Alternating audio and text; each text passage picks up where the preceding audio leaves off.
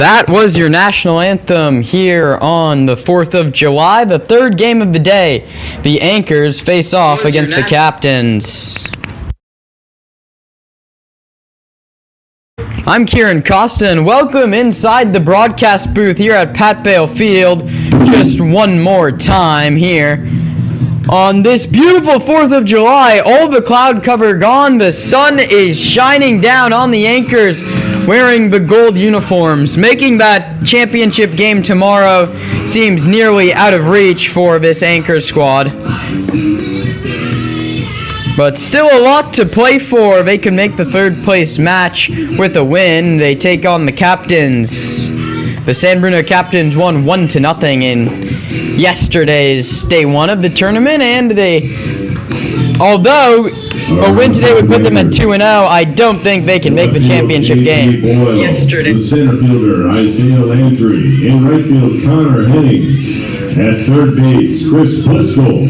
The shortstop, Kai Holm. At second base, and Nevin Lee will toe the slab for the Anchors, looking to even up their record at 1-1 in their inaugural Independence Day tournament. Nevin Lee toes the bump. His battery mate Atticus Gonzalez, third to first, Chris Bliscoe, Kai Ho, Marcus Jang, and Alonso Guijarro back with the ball club.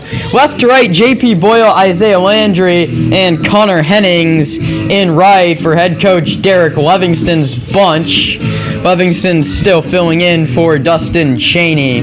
His first base coach will be Marciano Reichel. Lee, and then a full bullpen to follow. Dan Palladino coaching first, at third, beg your pardon. Alvarez at first. Number 7, Caleb Rodriguez. First pitch here at 5:30, game time temperature 64 degrees. Lee is ready. And his first pitch to Rodriguez is high, 1-0, and we are underway. First pitch, 5:29 p.m. 5:29 goes the first pitch. The lineup, only 9 here in the third game. I'll give you the Captains lineup after this one is a called strike. The San Bruno Captains are all but the Canada College team. Damian Wapuz knows them well, and another couple of Canada kids on this ball club. That one, big curveball. It's a ball and 2 strikes.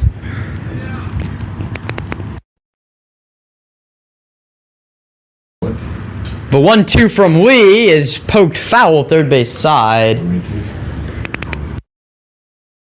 So it's now a ball and 2 strikes to the leadoff man, Caleb Rodriguez. He'll be followed by Evan Mock, Ivan Herrera, and Lucas Herrera. Mario Duran, Ben Singler, Ryan Lapayade, Jason Arsenault, and Justin Verna closed it out. That one's popped out towards second. Jang with the sunglasses on moves over to make the catch. The play goes P4, and there's one away.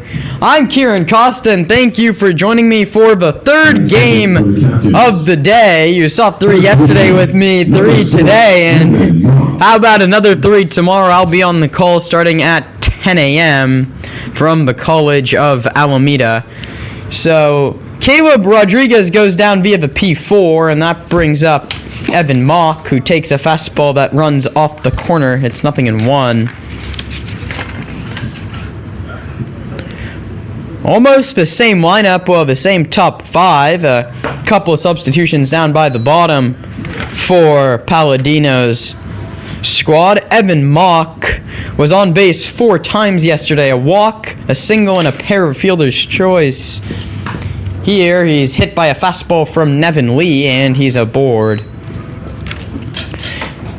So the first base runner is on a hit by pitch. Lee's fastball just ran too far off the inside. And third, center fielder, number 15, Ivan That brings Herrera. up Ivan Herrera, who had himself a solid game yesterday. And here he grounds it to second. Routine double play ball. Jang to second for one. Holmes relay to first in plenty of time. And Nevin Lee induces the twin killing to end the first. Nothing across for the captains with the anchors coming up in the bottom half.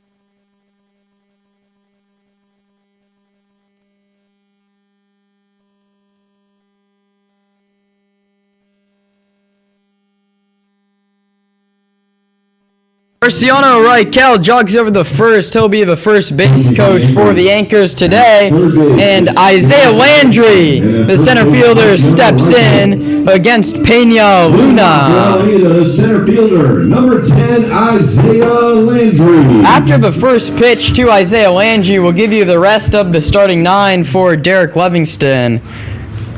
Peña Luna's first pitch to Isaiah is low with the fastball. It's 1-0. Home plate umpire Vicente calls it below the zone. Landry will be followed by Kai Home, Connor Hennings. Kiyaharo gets the nod at the cleanup spot. That pop-up is going to drop foul. JP Boyle, Atticus Gonzalez, Chris Bliscoe, Aiden Sakai, and Marcus Jang rounds out the lineup for Derek Livingston. I'm blowing you out, right? Peña Luna. I'm blowing you out, right? Delivers a 1-1 to Landry. He's now ready for it. And delivers. It's bounced towards shorts. Herrera fields his throw across the diamond just in time to get the very speedy Isaiah Landry. And so there's one away. Landry is retired. Batting second for Alameda, the shortstop, number 5, Kai Home. That brings up Kai Home. Playing shortstop today, can play all around the infield for Livingston and the Anchors, as we've seen this season. The Anchors sitting a half game out in BACL play, but now spending their All-Star break playing here in their Independence Day tournament. Landry goes down via the putout 6-3, and Home takes another ball. It's 1-1. Connor Hennings waits on deck. If anyone can get on, Alonso Guijarro, who we haven't seen for a while here in these home games, will play first base and back cleanup.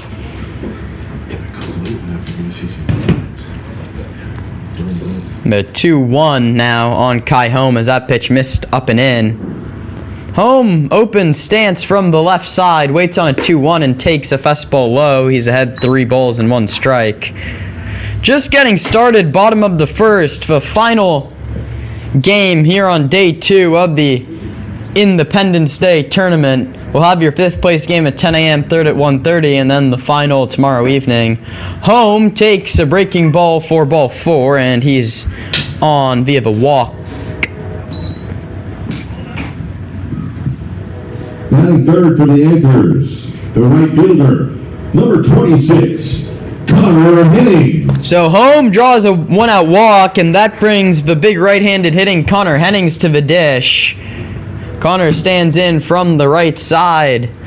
He's tasked with the left field duties today. Has the high socks on and takes a pitch that misses below the zone. Home leads away from first. Are they high socks or short pitch?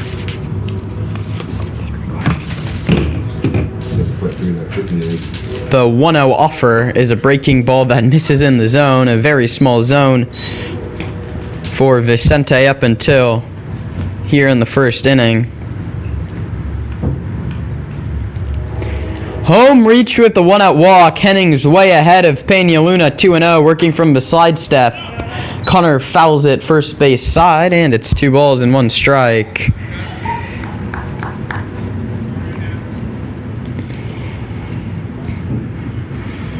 So it's 2 balls and 1 strike to Connor Hennings.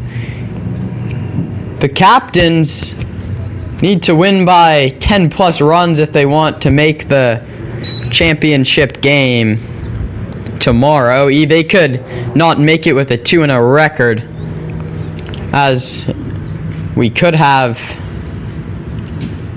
with a captain win today. 3 teams at 3-0 and the other half at 0-2, but an Anchor win would secure this rematch for the 3rd place game tomorrow at 1:30.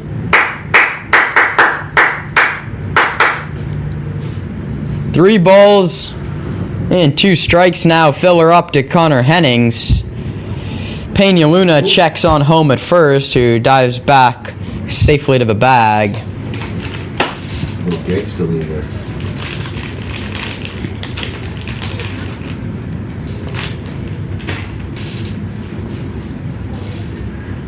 There goes Home on the 3-2. Hennings hits it foul down the third base line.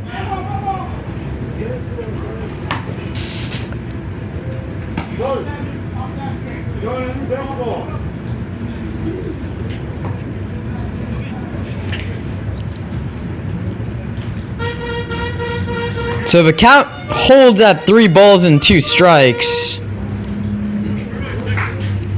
Another full count delivery from Hennings. Home was running on the last one. We'll see what he does here. Peña Luna looks in for his sign. Home not running, and Hennings lines it. A diving play by Lucas Herrera, who went into a headlong dive into the shortstop hole and robbed Connor Hennings of a hit. There's 2 away. Batting fourth for the Alameda Anchors, first baseman, number 19. That brings up Alonso Guijarro batting cleanup. Although the Anchors, it seems very, very unlikely that they'll make the championship game here. They only sit a half game out of first place in the Bay Area Collegiate League. That season commences for the second half on Thursday at 6:05 here at Pat Bale Field. That one against the Seals. The Anchors a half game back of West Coast Kings Gold for that first spot.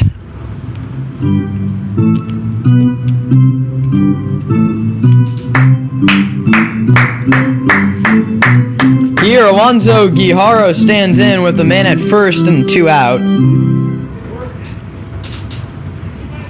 Kai Home still at first base after his 1-out walk. Hennings was robbed on a line drive. A slide step fastball is off the plate away. It's 1-0. So 1 ball and no strikes. Last half of the first inning. Home dancing off first. There he goes. The off-speed pitch, though, is fouled back to the screen by Guijarro, and Home has to head back to first.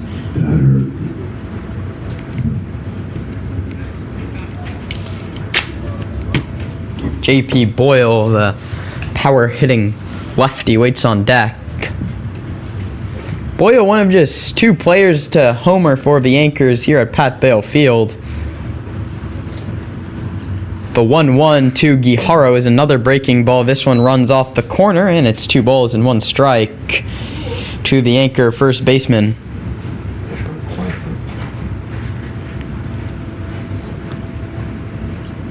Happy 4th of July, and thank you for spending your holiday evening watching Anchors baseball here with me. It's just getting started, last of the first. Guijarro ahead 3-1, beg your pardon. Home doesn't go, and Guijarro goes around, filler up. It's 3 balls and 2 strikes. So now home will definitely be running on the pitch, as it's 3-2 with 2 outs. So if Guijarro can find a gap, home might be able to score from first. And Pena checks on him. Home dives back to the bag. You're trying to keep him close, knowing he's running on the pitch either way.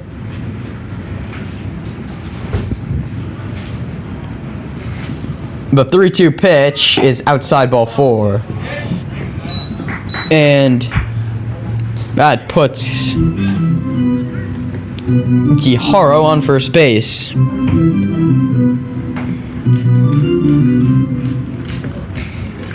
Batting fifth for the Anchors. And now J.P. Boyle. 13. 2 walks in the inning for Pena Luna.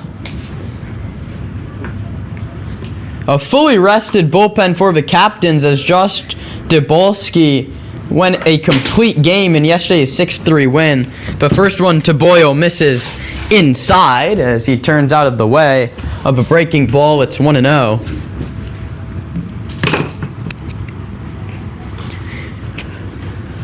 Runners lead from first and second. The pitch caught on and missed. Fooled Boyle, and it's 1 ball and 1 strike. 2 walks in the inning. There's also 2 away. 2 on, 2 out. 1-1 offered to Boyle.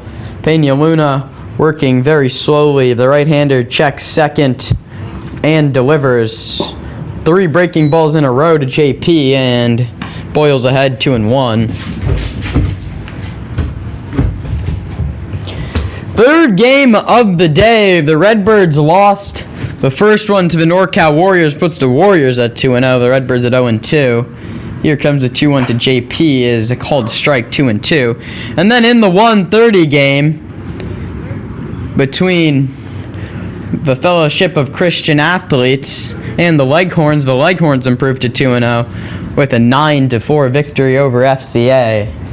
So we have 2 undefeated teams after 2 days. The Captains trying to make it 3. Boyle pops up to shallow center. Ivan Herrera comes on and squeezes it with 2 hands to end the inning. No runs, no hits, 2 left. After 1 here at Pat Bale Field, we're still scoreless.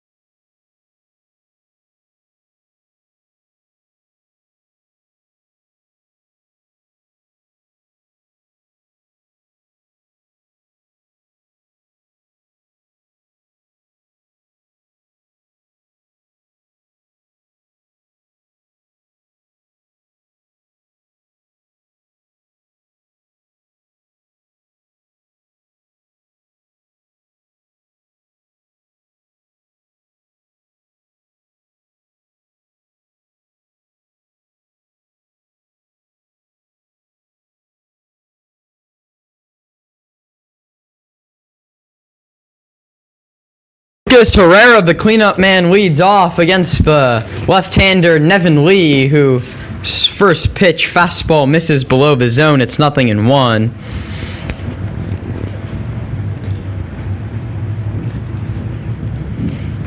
So it's 1 ball and no strikes to the right-handed hitting shortstop. That one, a changeup finds the outer half. It's a ball and a strike. Herrera, Duran, and Singler will be the 3 to hit against Lee from the City College of San Francisco. That's a fair ball, is the ruling pass for dive of Chris Bliscoe, and heading into second with a leadoff double is Lucas Herrera. The umpire didn't make a signal, so you assume it's a fair ball, and it is. Chris Bliscoe laid out towards the line, but nothing he could do. It's a double. Number 20, Mario Duran. Mario Duran stands in now with the runner in scoring position and nobody out.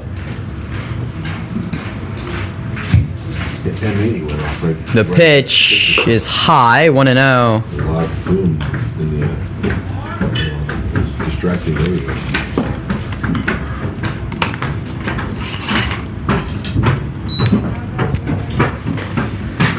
1 ball and no strikes. Top half of the second inning. That one is a called strike 1, and the count's even at a ball and a strike. Let's switch off our music and order.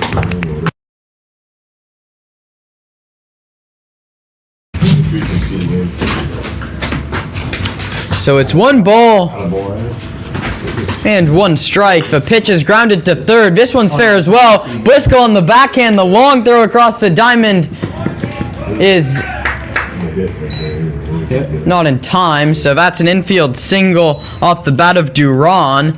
Moving to third on the throw is Herrera, and there's runners on the corners with nobody out after back-to-back hits off of Nevin Lee. Batting 6 for San Bruno, first baseman, number 40, Ben Singler. Ben Singler steps in now with that first run standing 90 feet away at third base.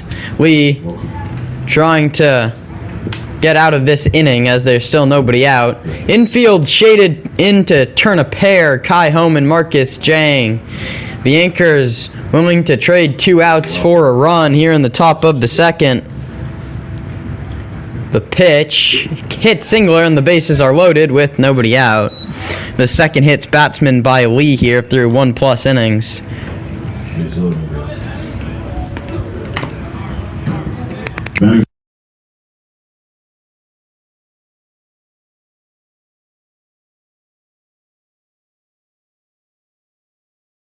That brings up Ryan LaPiade as Atticus Gonzalez went out to talk to Lee for a second, and now he's back behind the plate. Bases loaded, nobody out. Ryan LaPiade, the left fielder, stands in. Infield back with the bases loaded. The pitch, a half swing, yes he did. It's 0-1. Nevin Lee is ahead. No balls and 1 strike.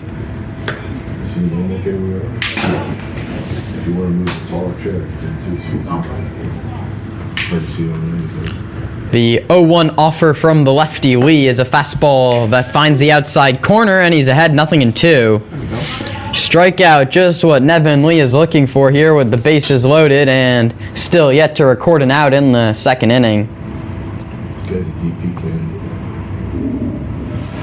Lee looks in, the 0-2 pitch outside. It's 1 ball and 2 strikes. Anchors looking to secure their spot in the third place game tomorrow. Almost any result would yield a rematch between these two clubs tomorrow at 1:30. The 1-2 from Lee, curveball, good take from Ryan LaPiade, and the count's even 2 balls and 2 strikes. No place to put LaPiade, bases loaded, nobody out. Lee looks in for his sign, sets at the belt. and fires a 2-2 home. That's bloop towards right. Jang going back. Henning's coming in. Henning's going to make the catch. And everyone moves up 90 feet. A bloop single off the bat of Ryan Lapayot, and it's 1-0. And if you're Nevin Lee, you really want to try and limit the damage right here, especially with the current offensive struggles from the anchors. Runs have been hard to come by the last couple days. You don't want to give your offense too big of a hole. Bases still loaded with no one out for Jason Arsenault.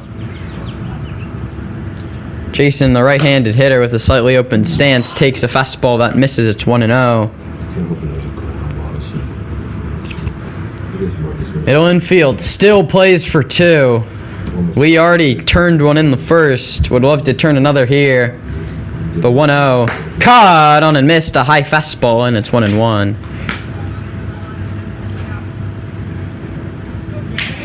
Top half of the second inning, the bases are loaded with nobody out. The 1-1 offer to Arsenault is a cold strike 2. He checked his swing, but it didn't matter anyway, as Vicente called it a strike at the dish.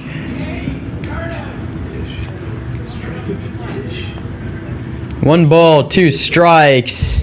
Still nobody out. Lee delivers. An emergency hack from Arsenault. Was badly fooled on the breaking pitch from Lee, but he fouled it off first base side, and the battle continues.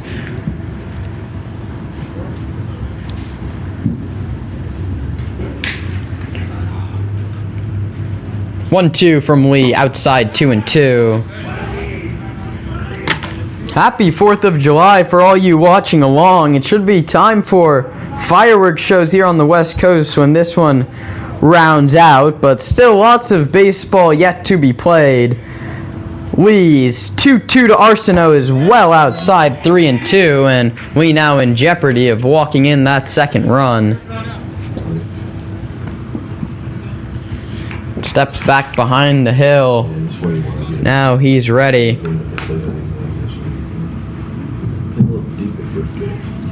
The 3-2 is outside ball 4, and Nevin Lee loses Jason Arsenault. It's 2-0. And that brings up the 9-hitter, Jason Verna. Batting ninth for the Captains, designated hitter, number 21, Justin Verna. Verna walked twice and K'd twice in yesterday's 6-3 victory. Double single hit by pitch, single walk, and a tough second inning continues for Nevin Lee. Caught on and missed by Verna, fastball. Lee's ahead 0-1. Trying to limit the damage at just 2 runs.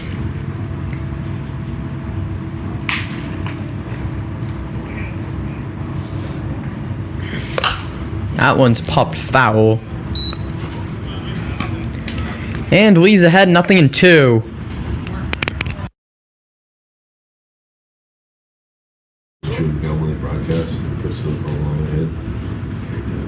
No balls, 2 strikes. Bases full of captains. Struck him out on a curveball, 1 down. A much-needed first out by Nevin Lee, and now he's a pitch away from getting out of it if he can induce another ground ball double play like he did to end the first. Left fielder, Caleb Rodriguez. Caleb Rodriguez, the left-handed hitter, stands in. Lee just waiting on the mound, ready to go. Lefty on lefty. Rodriguez, an open stance from the left side. Lee. His delivery is fouled first base side, out of play. It's 0-1.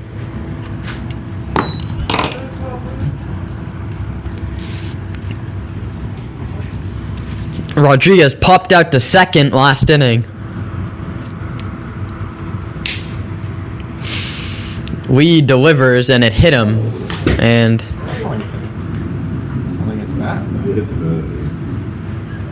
beg your pardon, I think it hit the knob of the bat, and it's going to be no balls and 2 strikes.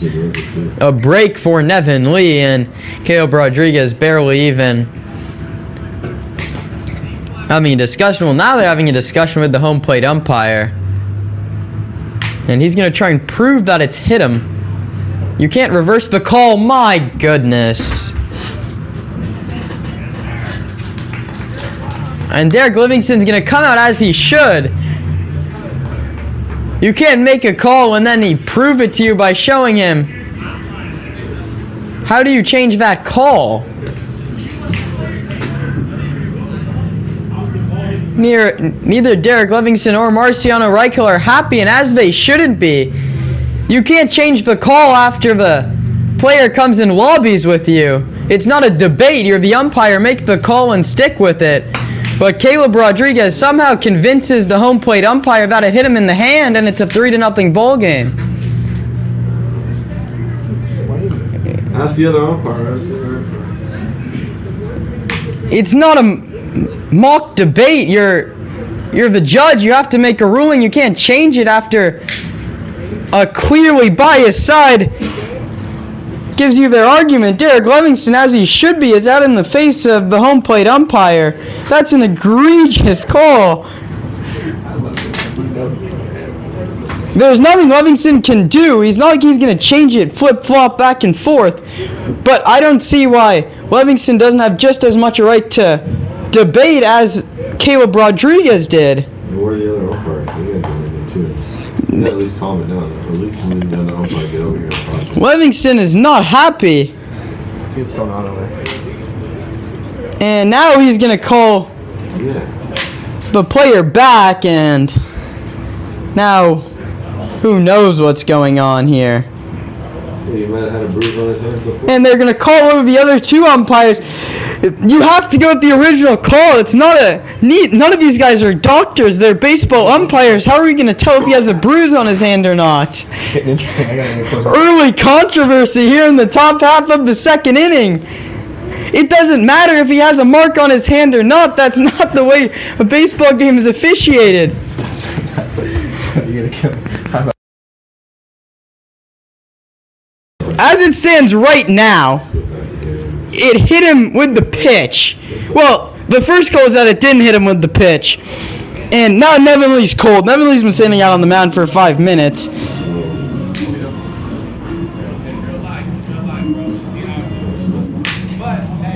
he said real life? The other umpire just said it's real life, be honest with me. It's not about being, no one's gonna say that they didn't get hit by the pitch. The umpire just changed the ruling after being convinced by the hitter. What is going on here at the third game at the College of Alameda?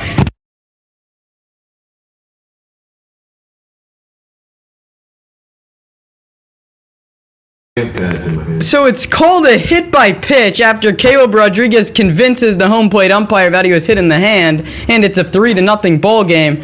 And now a first pitch curveball is a late strike call for strike one, 3-0. That is a brutal way to give up a run if you're Nevin Lee. The 0-1 delivery is a called strike two, and I mean maybe Evan Mock should try and convince the home plate umpire that the pitch was below the knees. It worked the last at bat. Here comes an 0-2. Misses up and away. It's 1 ball and 2 strikes. And I think Derek Livingston is lucky he didn't get thrown out of this baseball game, because I might get thrown out from up here after that. The 1-2 is outside. It's 2 balls and 2 strikes. So I guess I'm going to write down hit by pitch in the scorebook for Caleb Rodriguez. I mean, maybe he should come up here and try and convince me the 2-2 is a breaking ball low. It's 3 balls and 2 strikes. Great.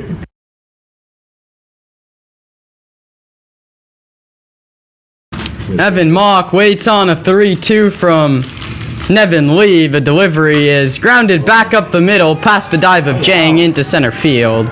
1 run's going to score. The run behind him. Landry's strong throw cut off by Guajaro, and it's a 2 RBI single, and it's 5-0.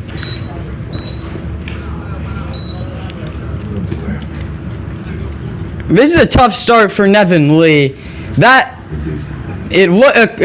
The bases loaded pitch is called a foul ball off the knob of the bat, and then after a lengthy 9-minute discussion, he's put at first base, and now Lee has to walk back in after giving up that ground ball single back up the middle, and the 9th man to bat in the inning is Ivan Herrera, grounded into a double play to end the first. Mysterious. That one misses. It's 1-0. I'll just scan the playlist and see if there's something extra. So, what you want to play on your phone? I'm not ready for it. I'm going to switch that. There goes the runner. Atticus Gonzalez throws to third. He's not going to have a play, and he stole third base, and now we're going to put him back at second, maybe? Oh, okay. They call hitter interference because Ivan Herrera stayed in the box. He does have to give Gonzalez a throwing lane. Well, this is the right call, and I obviously sound biased, but Ivan Herrera does not have to give Gonzalez a throwing lane, but Gonzalez was clearly taking the outside track, and he stepped in. He's not out, but the runner's put back at second base.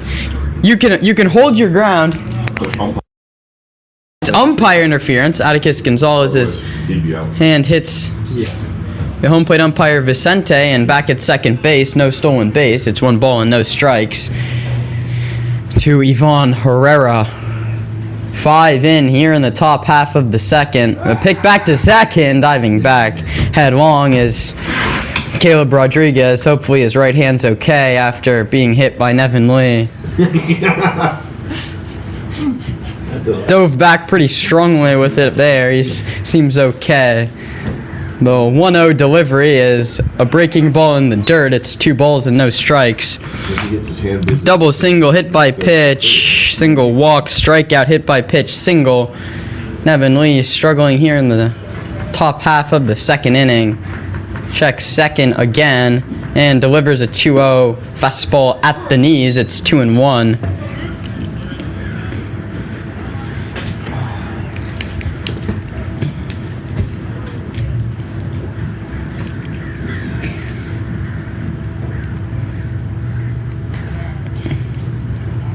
The 2-1, a breaking ball. Beg your pardon, it was 3-1, and the breaking ball's low for a walk. And they've batted around here in the second. Lucas Herrera comes up. He led off the inning with a hard line drive double down the third base line.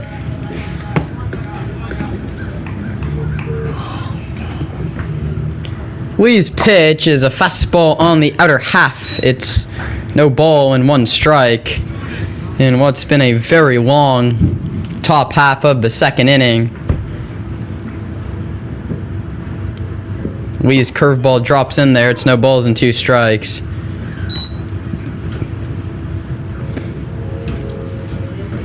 And I think I would have been thrown out of this game if I was down in that dugout. Oh, an 0-2 pitch is high and away. Nice stop by Gonzalez with the runner at third. He keeps it in front.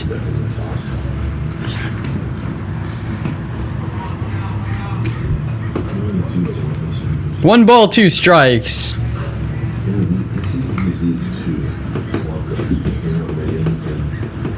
That one's lined towards center, hit hard. Landry chasing over. He's not going to get it, and it's going to get all the way to the wall. All 3 runners are going to score. Herrera's going to head for third. The throw is not in time, and it's a 3 RBI triple for Lucas Herrera, who's halfway to a cycle just here in the second inning.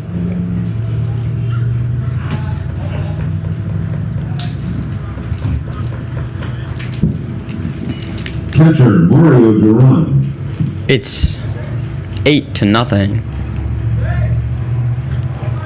And this inning has been just gone completely off the rails. A curveball in there for a strike. The breaking ball has been controlled very well by Lee here through the first 2 innings, but some weak contact, some controversial calls, and it's an 8-0 game. That's popped towards right. Connor Hennings gets a bad beat on it, and that's over his head. That's going to the wall. Heading to second is Duran. It's a double. He's his second hit of the inning as well. That ball must have gotten caught in the wind, and it got caught in the wind. Hennings lost it in the sun as well. Did not get a good beat on it. It bounces short of the warning track, and it is 9-0 Captains A 9-run second frame. First baseman, Ben Ziegler.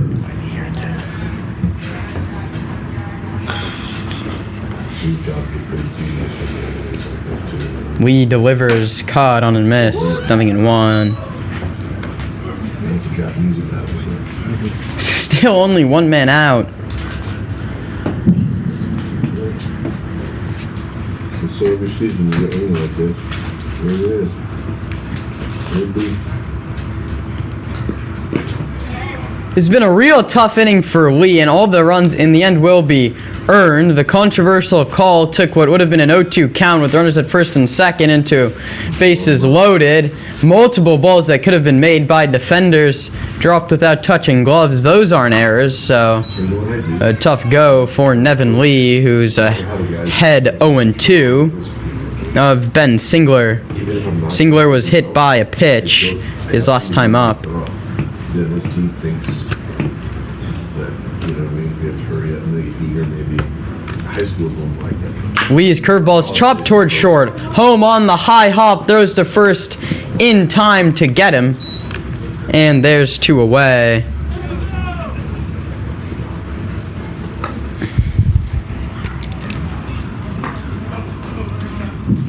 Right fielder, Ryan Lapierre.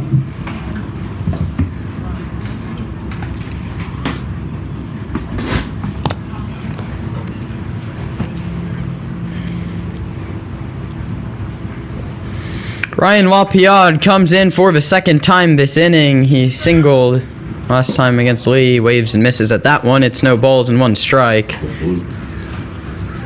you what, we're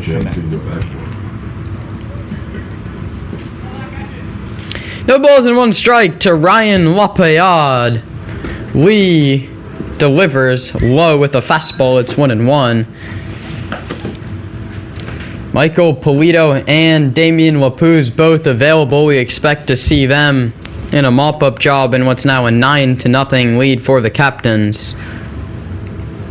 The pitch, a curveball is lined to Bliscoll, and the inning is over. 9 runs on 6 hits and 1 left. The Anchors back in the dugout trailing 9-0.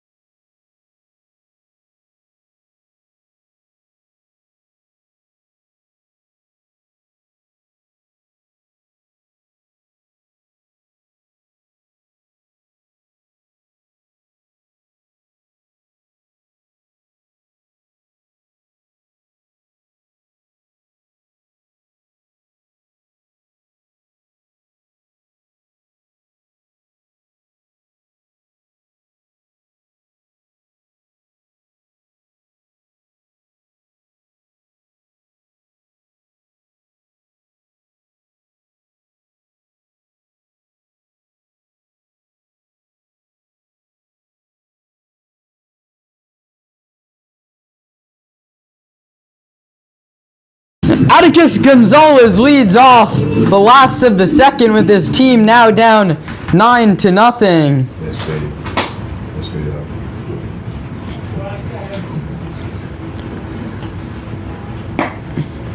You okay on the board?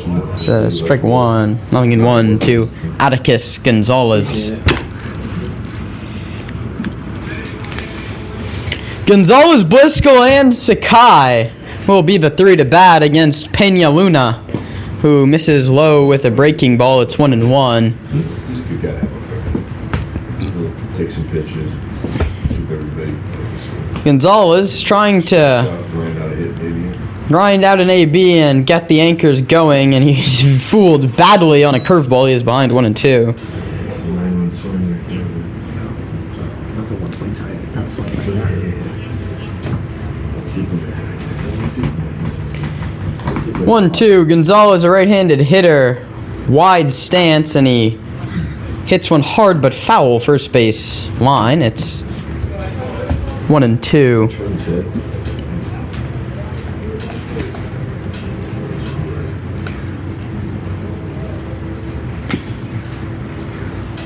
And all of a sudden, the Anchors are in jeopardy of playing the 5th place game tomorrow morning, as that one's grounded weakly to the pitcher, and Atticus Gonzalez is out. 1 away.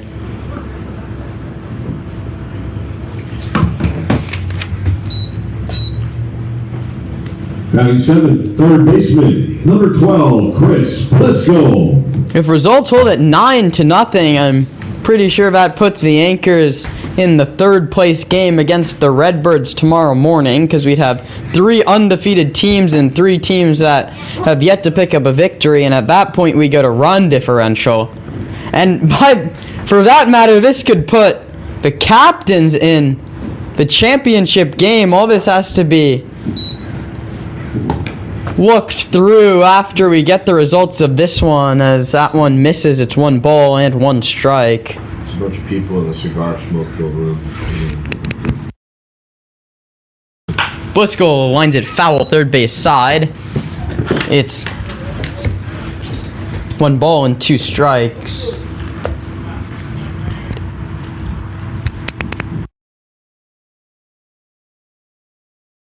At least one. It's 1 ball and 2 strikes to Chris Bliscoe, who pops it foul. Now it's 1-2. And now it is for sure a ball and 2 strikes. 50 nights left.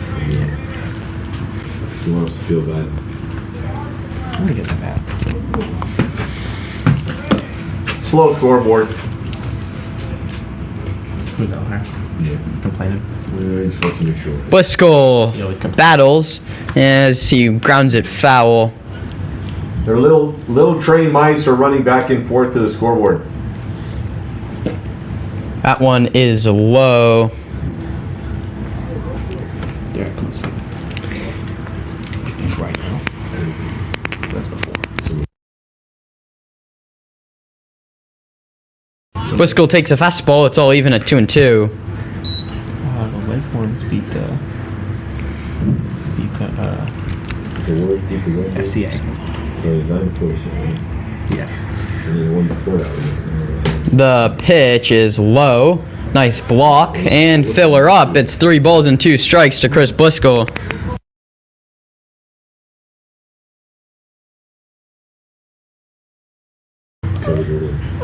So it's 3 balls and 2 strikes.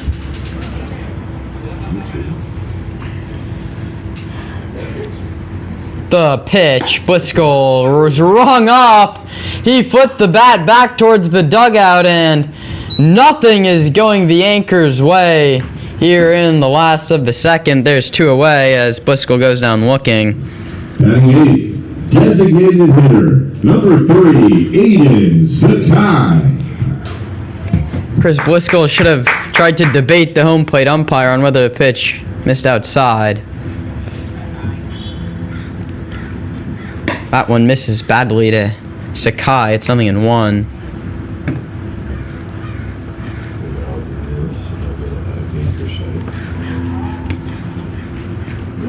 What's the website for the 1-0. baseball? Curveball in there. It's 1-1. 9-0 Captains. Bottom half of the 2nd inning. Ball 2. It's 1 ball and 1 strike.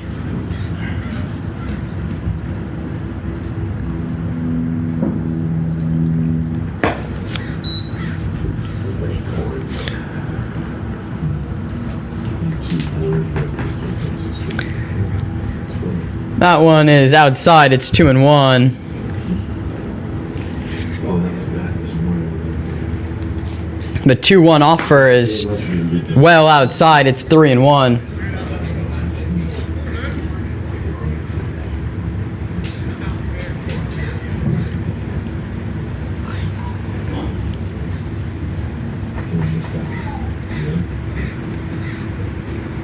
The 3-1 offer is inside ball 4 to Aiden Sakai.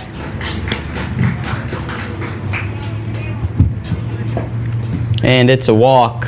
Third base runner. Batting ninth for the Anchors, second baseman, number 20, Marcus Jang.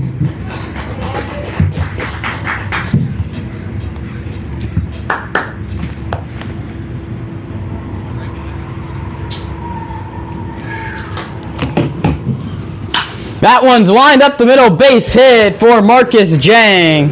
And there's runners at first and second. So Sakai walks, Jang singles, and back to the top of the order. Center fielder, Isaiah Landry. And that's back to the top in Isaiah Landry.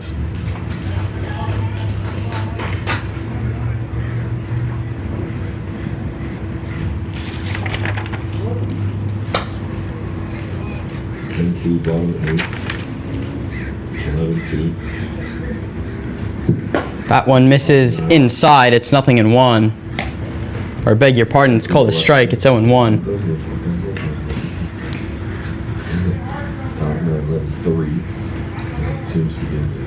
Okay, 11-3. That's called science. That one is grounded hard and foul down the line. It's 0-2. So what are the calculations? That's a difference of 8 runs. I'm gonna go see what's going on. I don't care.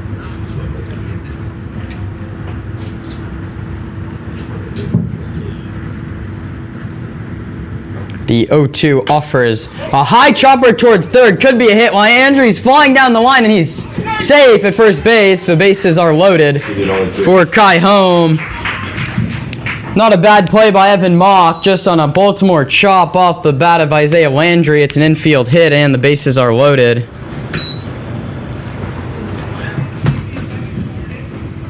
Shortstop, Kai Home.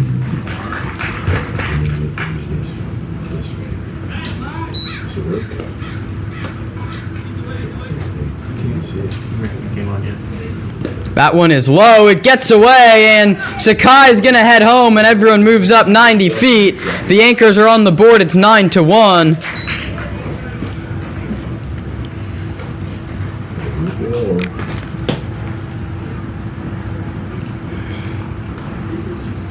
There you go, Anchors. But that's the last time we said that. That was a little different than the old man voice, so that's kind of Anchors trying to claw back in this thing any way they can. It's 1 ball and no strikes to Kai Home, who lines that one towards center, and that dunks in for a hit. 1 run's going to score. Landry runs through a stop sign, and he's going to score. It's 9-3. Here come the Anchors in the last of the second. Livingston held him up. Landry stutter stepped in, then came in to score. Derek Livingston goes over and tells Landry, that's my bad, and that he did the right thing to score. So back-to-back singles from the top of the order. Make it 9-3. And the Anchors would have loved this offense in what was a very competitive 3-1 loss last night. That one's fouled third base side. It's 0-1.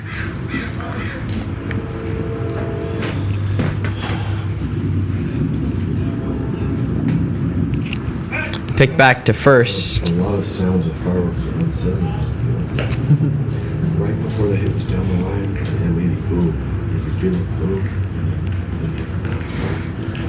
So after the first 2 went down quickly, walk and 3 straight singles makes it 9-3, and Hennings takes that one that misses inside. It's 1-1.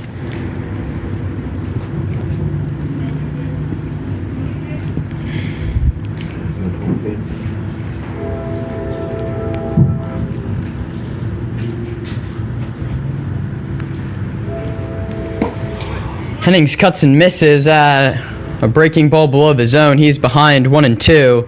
9-3, Captains in what's been a very eventful second frame. Home still at first with 2 outs. The 1-2 is low. It's 2-2.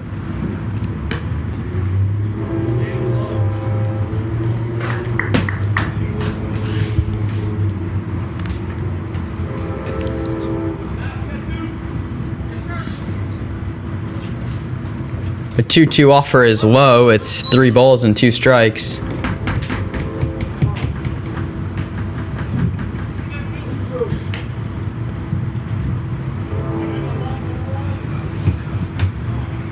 wouldn't mind seeing that hit that.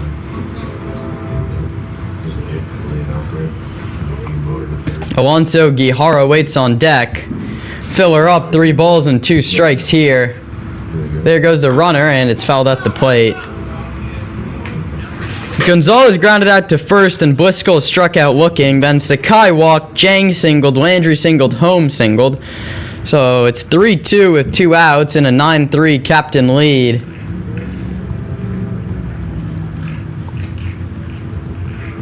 Another pick to first, and diving headlong back to the bag is Kai Home.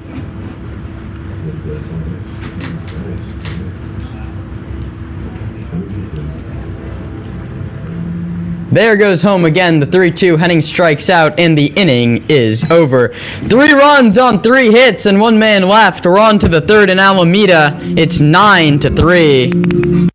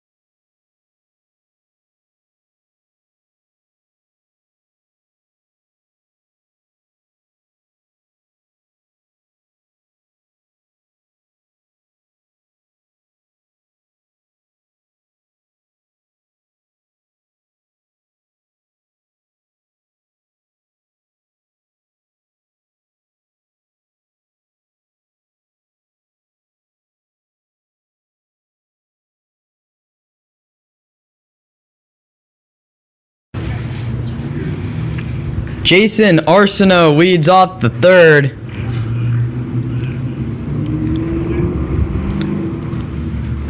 After 13 men came to bat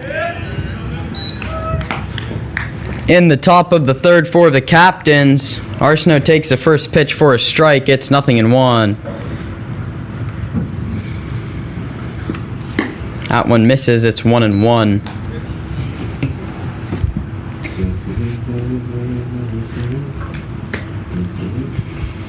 No, sorry. The 1-1 offer, Lee. That goes off. Fastball finds the inner half. It's 1-2. It's really bad at church or Subway. Subway's guy. How much will I get $1 for it? Give it probably $1. There's a time when The 1-2 offer I was in the army and I was walking. is a very close pitch Walking down. that misses. That's part of favorite It's birthday. 2-2. The hand pulls up. I thought they were going to try to abduct my kids. I was just thinking, walking my kids to a restaurant. And you guys, I'm like, hey, what's going on, man? I have my kids behind me. Go, you need a sandwich, man? And I was like, what? 2-2 is lined into center field. That's a base hit. And I looked like, it's like, no, man. That brings up Justin Verna. Okay, you can have sandwiches.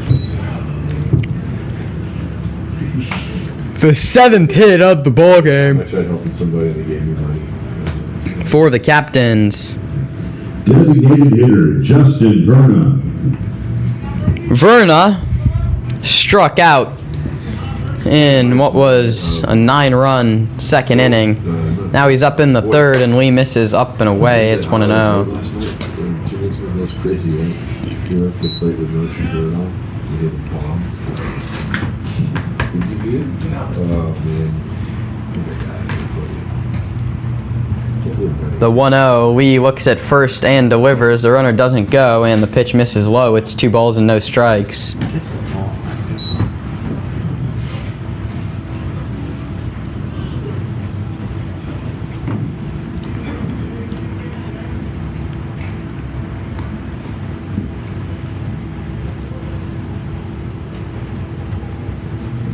The pitch caught on and missed. It's 2-1.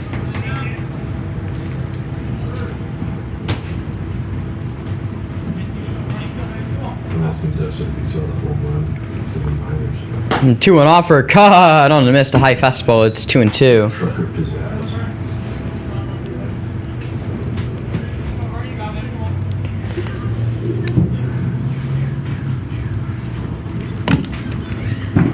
Top of the lineup, Caleb Rodriguez waits on deck. This one's hit a mile high. Chasing it back is Jang. Coming in as Hennings, it drops in Bermuda Triangle. Jang had his back to home plate. He just kept on ranging back. It was perfectly placed in between Landry, Hennings, and Jang, and no one can come up with it. There's runners at first and second. With nobody out. Rodriguez. Back-to-back singles for Caleb Rodriguez, who's popped out and been hit by a pitch.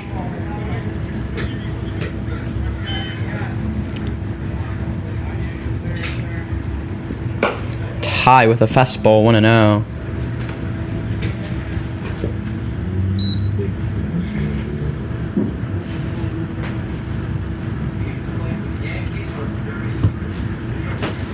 The 1-0. A fastball that just misses off the corner. It's 2-0.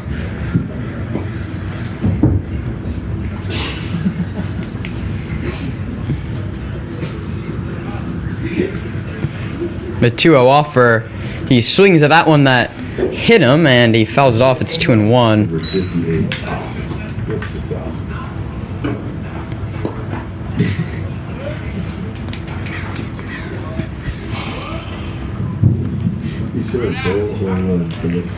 The sounds of fireworks going off in the background. The 2-1 is a strike from Nevin Lee, and it's 2 balls and 2 strikes.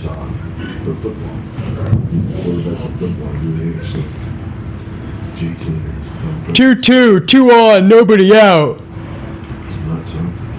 Pitch is line first base side, beg your pardon, and foul.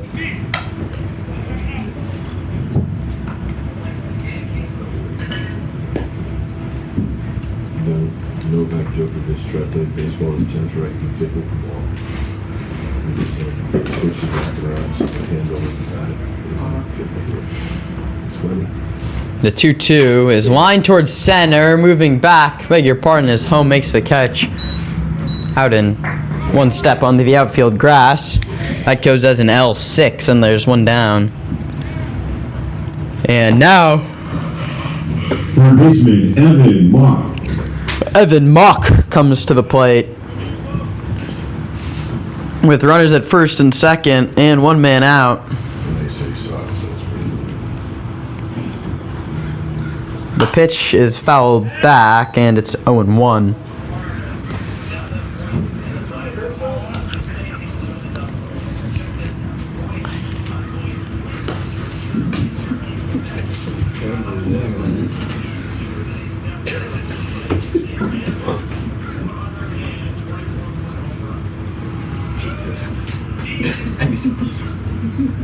Who needs shirts? That one is crushed out to left. Chasing Boyle back, still back. and he makes a running catch in the corner. Great play by JP Boyle as he reached up over his head on a ball that was crushed by Evan Mock. But a running catch for Boyle. There's 2 down. Took away extra bases. Center fielder Ivan Herrera. Ivan Herrera is grounded into a double play and walked in 2 trips to the plate against Lee. The ESPN side. He fired all those people at ESPN, man. High fastball 1-0. Disney and him. Fire like 7,000 people. Yeah, you gotta get the money. You gotta keep the power. Yeah. But I'm not anti-Disney. I'm not like to go to Florida. That one misses as well, and it's 2-0. So I'm talking to my mom. She's like, imagine the actual 7,000. When you see that next to 7,000, it doesn't really look like wow. That's true. But it could have We check second and delivers. That one gets through Gonzalez, and moving up 90 feet are the runners on what will be ruled a passed ball on Gonzalez. The pitch was cut on and missed, and it's 2-1. to Cal State Hawaii.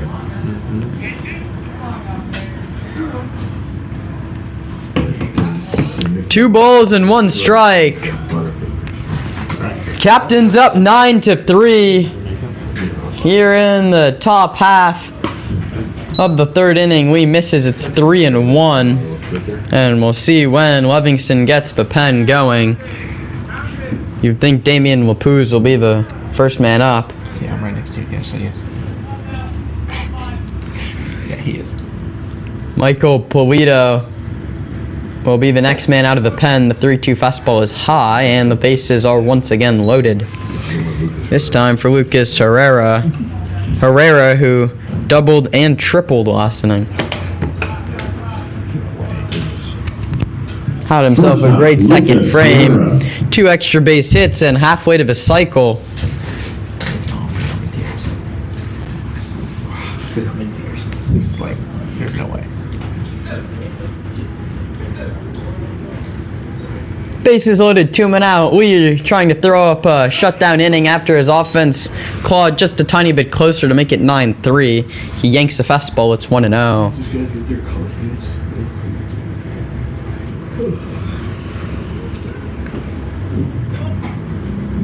Lee's 1-0, a fastball that clips the inner half, and we're even at a ball and a strike. Lucas Herrera turns to the home plate umpire in disbelief. But it's a ball and a strike. I have Lucas in there. The 1-1. Herrera drives that one into the left center field gap and deep. The runners are going, and it 1 hops up against the wall. 3 runs are going to score. Herrera is going to go to third. Holmes' throw is not in time. Have yourself a day, Mr. Lucas Herrera. 2 doubles and a triple. 6 RBIs in 2 frames, and it's a 12-3 ball game.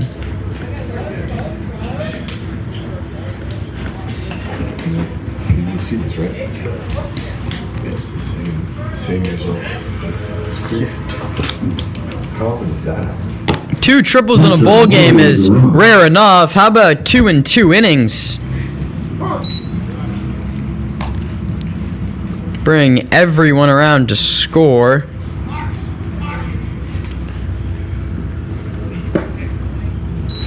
Lee's curveball misses. It's 1-1. Lucas Herrera, even if you're an Anchors fan, you have to say, has put together quite a performance. That line drive is off the end of the bat and foul down the first base line, and Lee ahead 1-2. Herrera was almost thrown out of third there. Holmes' relay to Bliscoe was just a half second too late.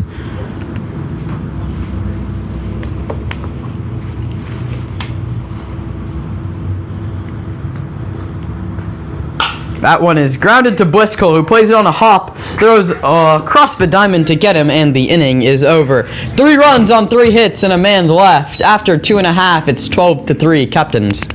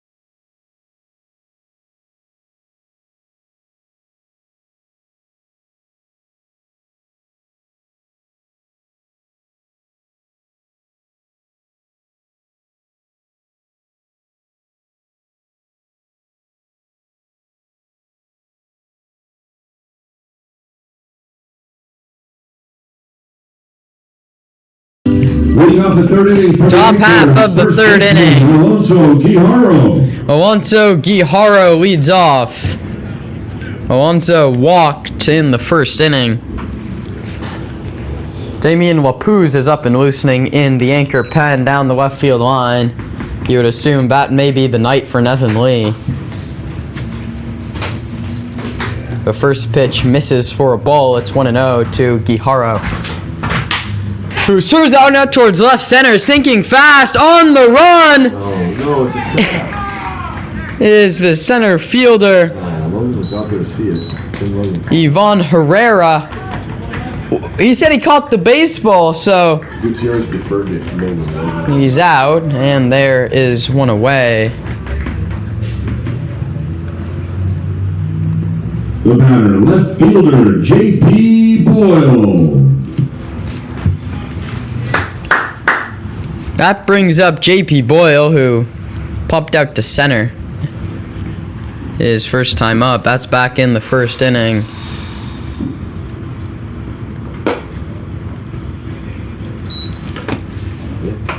Board can use these in front of it. They're not the trick ones. Gutierrez got the trick ones. The pitch is outside. It's 2 balls and no strikes. Guijarro gets unlucky on what's a great play from the center fielder Ivan Hernandez, robbing Alonso of extra bases. Not cool. The 1-0. Gives people creeps. It's 3 balls and no strikes. Bottom half of the third inning. I'll be too proud about it. Anchors behind 12-3. Yeah. And Boyle takes a strike. It's 3-1.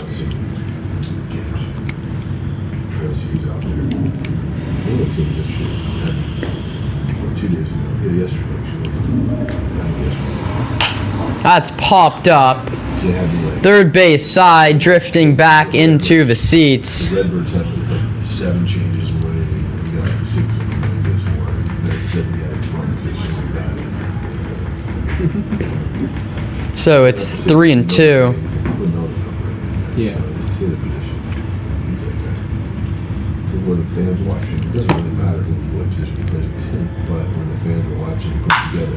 That one from Boyle is sent foul down the first base line. Filler up. It's 3 balls and 2 strikes. My hoodie's still in here? Say no, I left it in here for a reason.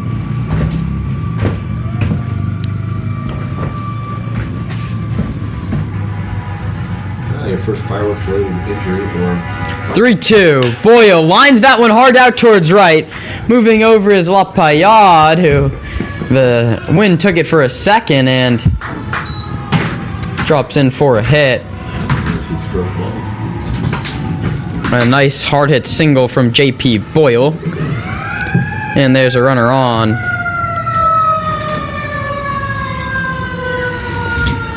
Anchors trailing 12-3, looking to climb back in this thing. And that brings up Atticus Gonzalez, grounded out to the pitcher.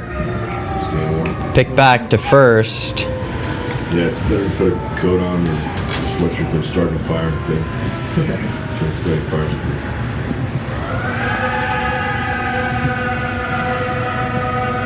But if you didn't have marshmallows, Curveball misses, and a lot easier to do it.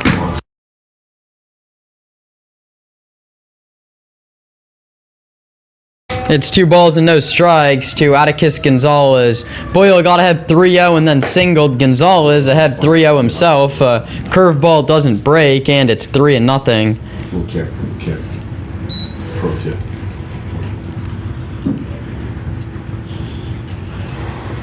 Twelve to 3, the captain's on top of the Anchors. That one is lined hard and foul. First base side, and it's Gonzalez had the green light 3-0, and he hit a hard line drive foul down the line. It's, beg your pardon, it's 2-1. Careful again. Okay. Pick back to first. Boyle in, standing up.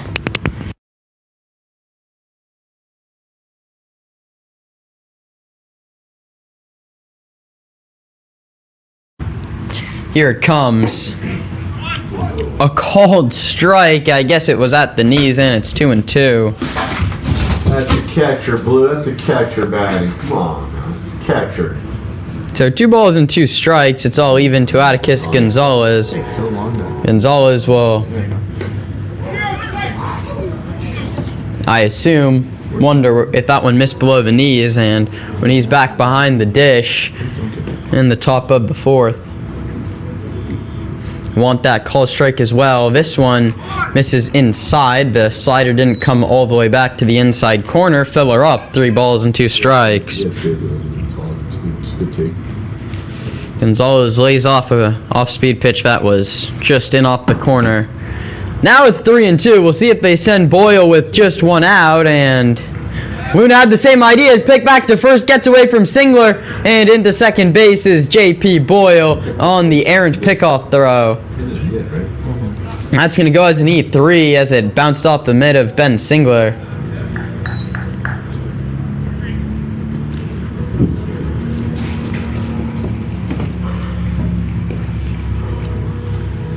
The 3-2. Boyle from second. Gonzalez is jammed and it's out towards center. Herrera settles under it to make the catch. Boyle back to second, 2 down. And that brings up Chris Bliscoe. Bliscoe went down looking last time through. He wasn't too pleased with the call. Third baseman, Chris Bliscoe.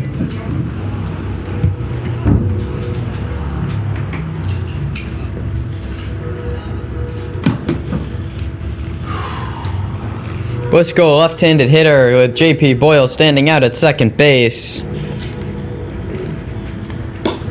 Takes high, 1-0.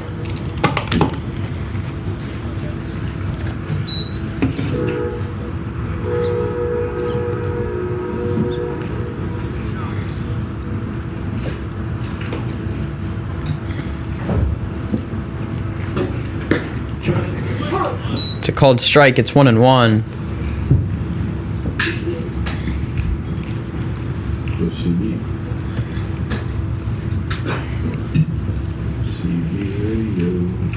Peña Luna looks in and fires a 1-1. Bliscoe cuts and misses on a breaking ball. It's 1-2. Aiden Sakai waiting on deck.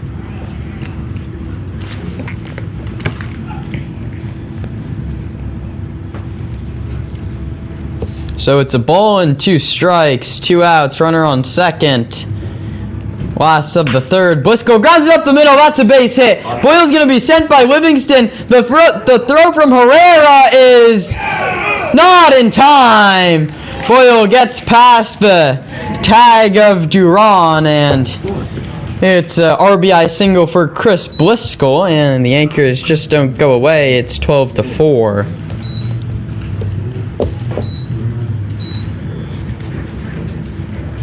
Now batting for the Anchors, designated hitter, Aiden Sakai. Wapuz is now ready down there in the Anchor pen.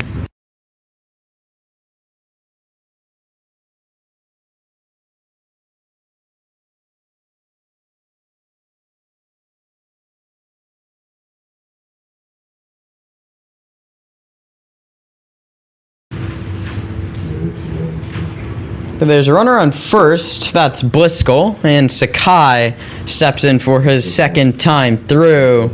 He walked and scored in the second.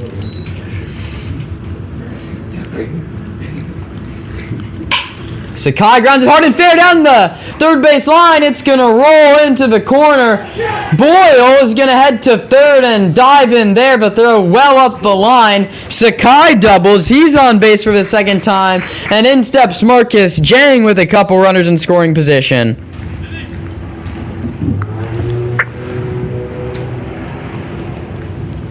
Second baseman, Marcus Jang. Jang singled his first time up. Would love to repeat that here.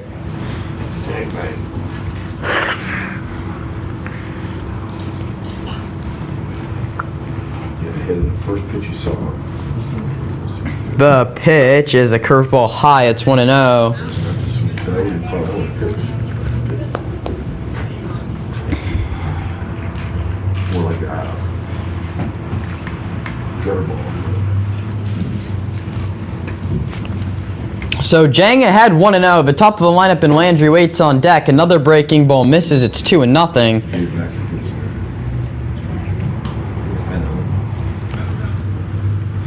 And out to the mound comes Palladino, and down to the bullpen go.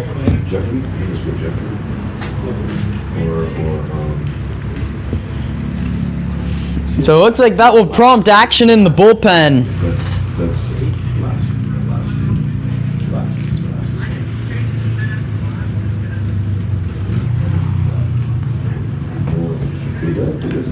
And we'll see who's up in the bullpen. It looks to be Shea Rodriguez, number 3, up and loosening. The meeting at the mound is over. Palladino's back in his dugout. There's runners at second and third, and the Wesleyan shortstop Marcus Jang's ahead in the count 2-0. The pitch is outside 3-0. Jang way ahead. Isaiah Landry waits on deck. Captains lead by 8 here in the last half of the third inning. Jang waiting on a 3-0. He takes a fastball for ball 4 outside, and the bases are loaded for Isaiah Landry. Singled back in the second. Got a ribby single and scored. Would love to find a gap here and for the Anchors, center fielder, get the Anchors right back in this thing. Landry wiggles the bat behind his head, feet close together, front of the box, moves his feet on that one, and it's 1-0. That's 5 straight out of the zone for Pena Luna, and Rodriguez loosening with purpose down the right field line. Landry takes a breaking ball that's behind him. It's 2-0. And that's the second mound visit in 3 pitches from the catcher Duran, who's gonna try and settle down Rene Peñaluna, who's behind Landry 2-0, and Kai Home, who's been on base twice, waits on deck.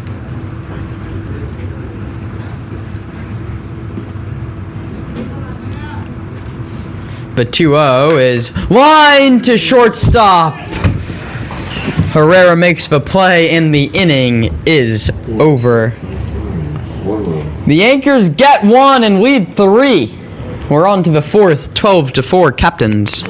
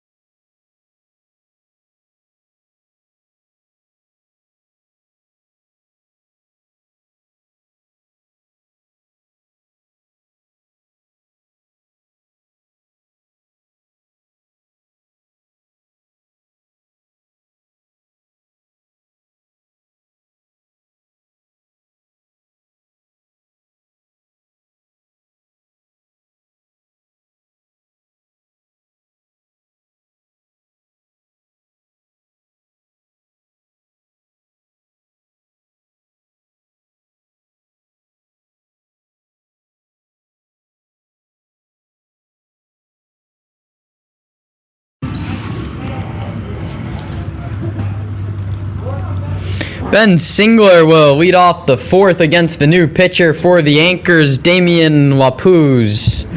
Wapuz, the right-hander out of Kenyatta College, coming off Tommy John surgery. That's why he didn't play last year. A good portion of this San Bruno captain squad are Kenyatta College players during the college season, so Damian knows a lot of them well. We'll see how he fares against his teammates, and he's quickly behind 2 balls and no strikes to Ben Singler, the first baseman. Ryan Wapayad and Jason Arsenault are the next 2 to hit. In the woods, these guys qualifying for special forces. They're supposed to train me like an indigenous soldier. That one's low from Damian. He yanks a fastball. It's 3-0. Dogs after our various groups. Apparently, as it turns out, we were the last one to get caught over a day running from the dogs. And I told the guy from Ohio, I said, hey, go in there one more time. They're gonna think they've already been there. We're gonna be up a tree. 3-0 is low. Beg your pardon. Clips the bottom of the zone. A 3-0 called strike. It's 3-1. Wapuz is right back in this count. It's like we were like fugitives, right?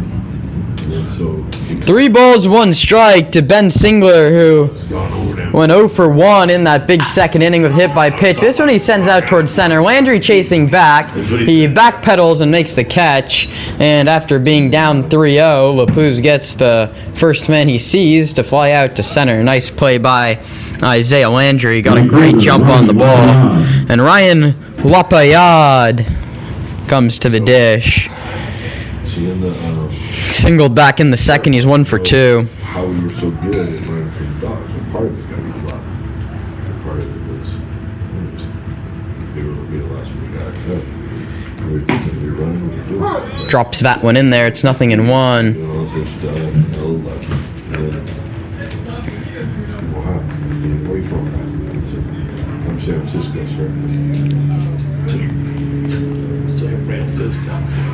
I'll take the wild boy. Here it comes. That one's inside. The guy from Ohio looked at me like, you're the one who drive us on the road. We would have got the prize. As it turned out, we got our big names on the trophy. The count's 2 balls and 1 strike. Half an hour. We were out there for 25 hours. Here comes the pitch. Low, 3-1, and Wapuz in his second consecutive 3-ball count. Escaped the last one. Let's see if he can do the same here against Wapayad. Here to second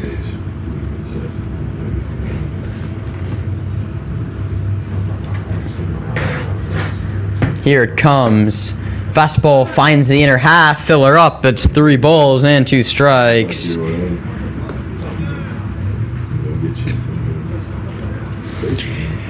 4th of July afternoon turning to evening. Sky blue skies here at the College of Alameda. The full count offer from Wapuz is grounded hard but foul down the third base line.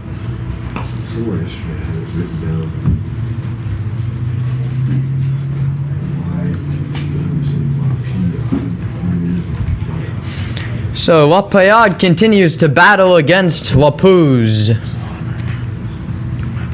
Here comes the full count offer from Damian. Hit him. Fastball got him in the shin. And down to first goes Ryan. There's a 1-out base runner.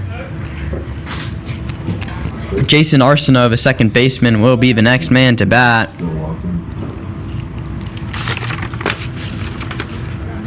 Second baseman, Jason Arsenault. Jason Arsenault went 1 for 3 in yesterday's captain victory. He's taking his shoe off to show him the bruise. The first pitch to Arsenault is a yanked fastball from Wapuz. Command an issue just a little bit here. He's hurting it at first.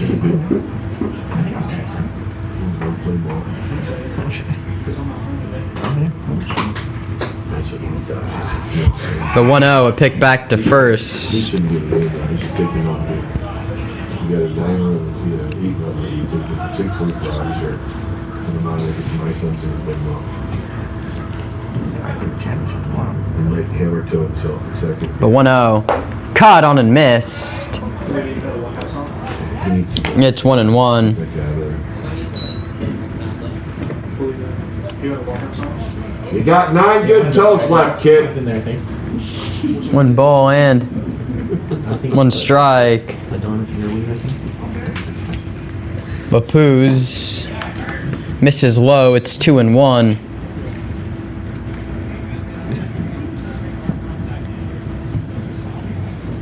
Yeah, slow scoreboard.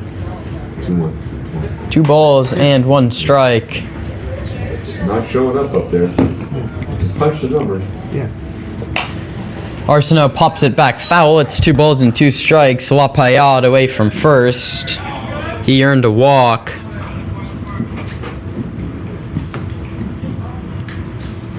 Technical difficulties with our scoreboard. Please stand by. At least let's do it too, right? It's not updating. 2 balls, 2 strikes. Wapuz versus Arsenault. The pitch. Struck him out swinging. There's 2 down. He goes down swinging. That brings up the 9-hitter, Justin Verna. Designated hitter Justin Verna. Yeah. Verna then back to the top. And 2 outs there. I still think it's like the outs there. Yeah, because finally with you. Verna singled and scored in the third, beg your pardon. He struck out back in the second. A fastball for a cold strike over the inside edge. It's 0-1. No balls and 1 strike to Justin Verna. Top half of the 4th inning. The Captains leading 12-4. The pitch is low. It's a ball and a strike. Hi, Captain. So 1-1 to Verna, the top of the order, and Caleb Rodriguez loom on deck. Wapuz fires another fastball. This one clips the bottom of the zone as well, and it's 0-1.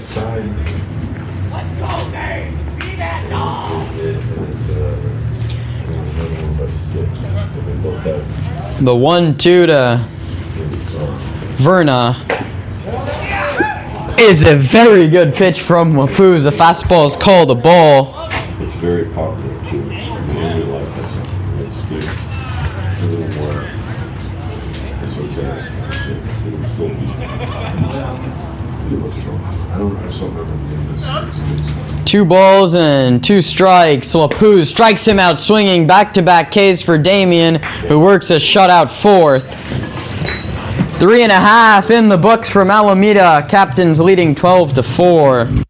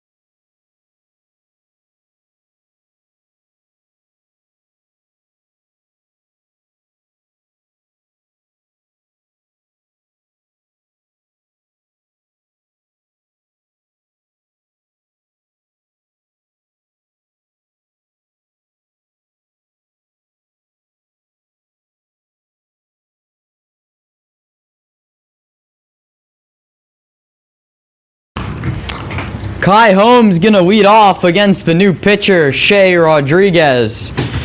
As the captains turn to the pen, finishing out Peña Luna's night. The pitch, Home takes low, it's 1-0.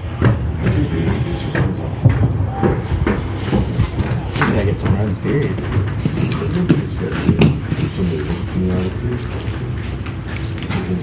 The pitch is low. Well, they get 2 more runs and it goes to the 7th. Home, Hennings, and Guijarro will try and spark a rally for the Anchors, who trail by 8 here in the 4th. That's outside. It's 3-0 to Kai Home, looking to get on base for the 3rd time today.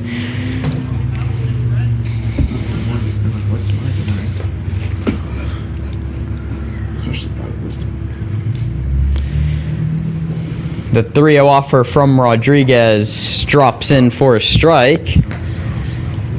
Home still way ahead. It's 3-1.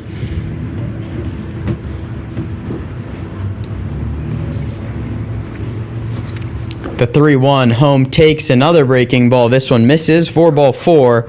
That's the second walk for Home, and the leadoff man's aboard for the Anchors, which brings up Connor Hennings. Right fielder, Connor Hennings. Hennings lined out to the shortstop. He also K'd.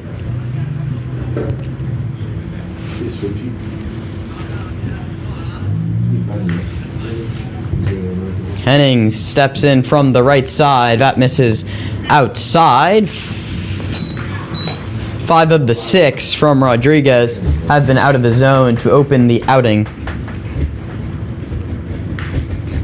Home leads away from first. Rodriguez delivers. Hennings pops it up to third. The shortstop ranging all the way over and right on the third base line. Herrera makes the catch. It goes as a P6, and Alonso Guijarro steps in. First baseman, Alonso Guijarro. I know you can hear me hanging out. Alonso Guijarro, the first baseman, walked and lined to center in his 2 trips. Anchors offense looking to get anything going here.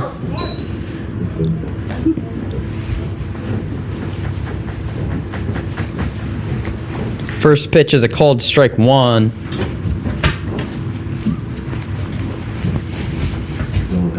The 0 offer, there goes Home. Guijarro pops it up behind the plate. Home has to get back. The catch is made. The throw back to first in time. The inning is over. Kai Home was running on the pitch. Guijarro popped it up. And that does it for the Anchors in the 4th. On to the 5th from the College of Alameda. Captains 12, Anchors 4.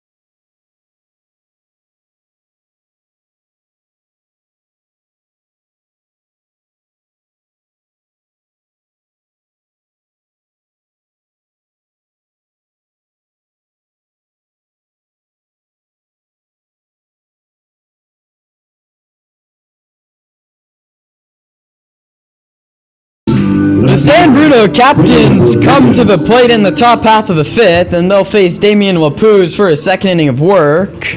The top of the order will be due, and One good for baseball, good one. Rodriguez, Mock, and Ivan Herrera, and Rodriguez lines it foul on the first pitch. It's no ball. It's no strikes and ball. No balls and one strike.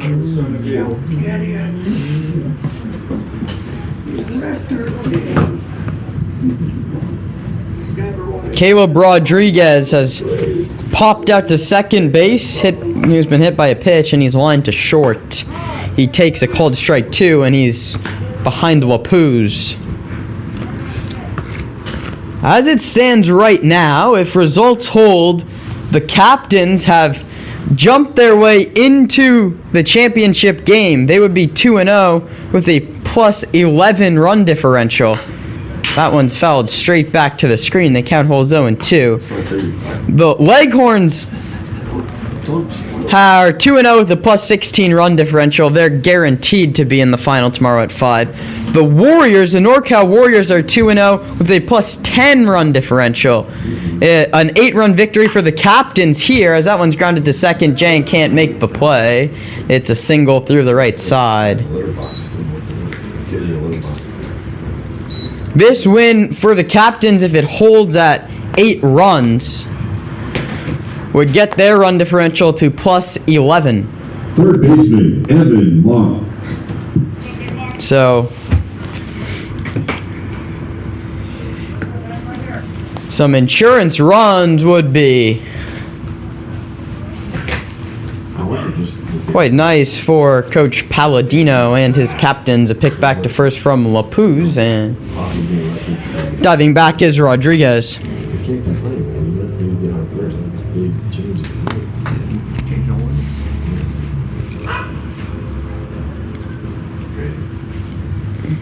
Wapuz's pitch is popped up. Damian's going to call for it himself and make the catch right out in front of home plate. There's one away. Nice play by Damian Wapuz fielding his position.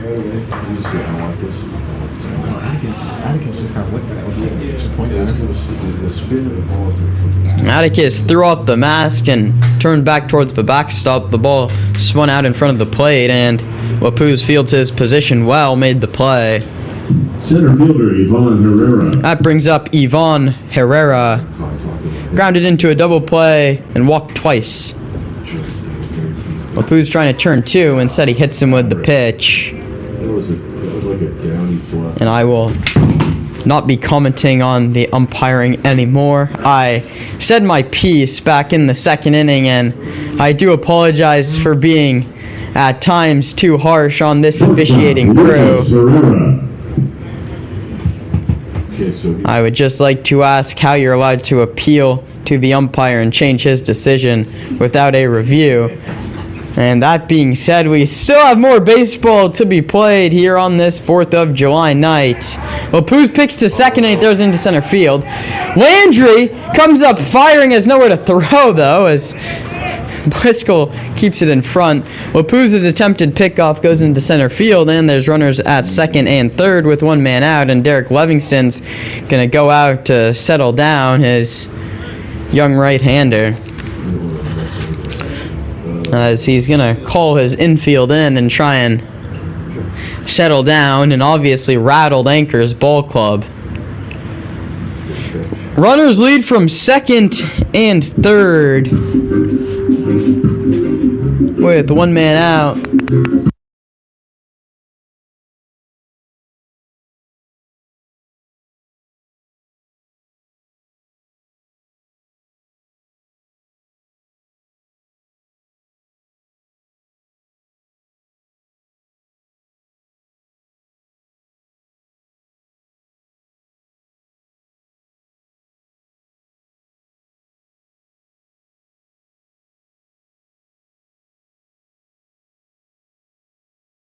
That brings up Lucas Herrera. All he's done is tripled twice and doubled. All that was off Nevin Lee. Wapuz looks to get different results. The infield draws in with runners on second and third, and Wapuz gets a strike call at the knees. It's 0-1. Sorry. So the infield in all the way around. The Yankees trying to cut down that run at the plate, and that could be because of the mercy rule. And Atticus Gonzalez is going to go talk to Damian Wapuz for a second. So a ball to the outfield could make this a 10-run ball game. Okay, no. You got one now. This dude has 8 total bases and 3 strikeouts. Yeah, Derek Livingston's going to come. They're gonna walk him.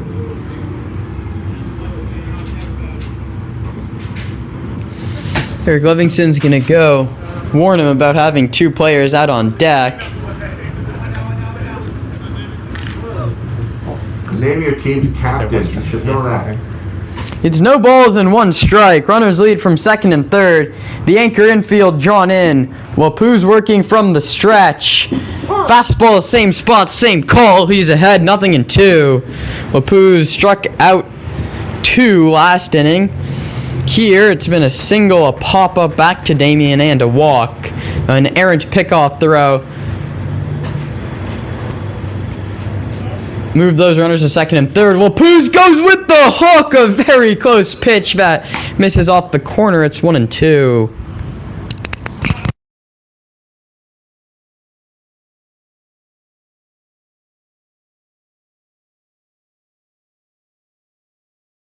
One ball, 2 strikes. Wapuz staring into Gonzalez to get his sign. Finds the one he likes. Sets at the belt and fires. Check swing. He did not go, and the count is even at 2-2.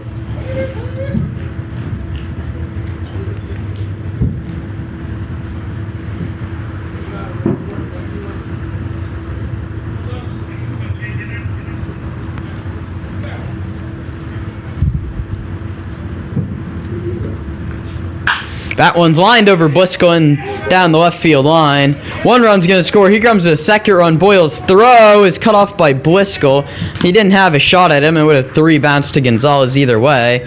It's a 2 RBI single. And it is 14-4.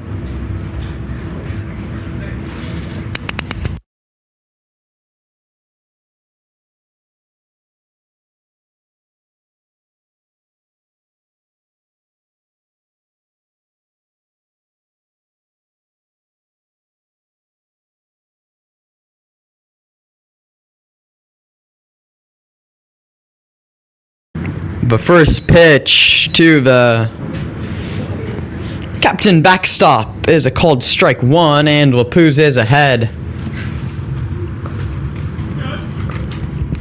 Herrera leads away from first. He now stands a home run away from the cycle. He has 2 triples, a double, and now a 2-ribby single.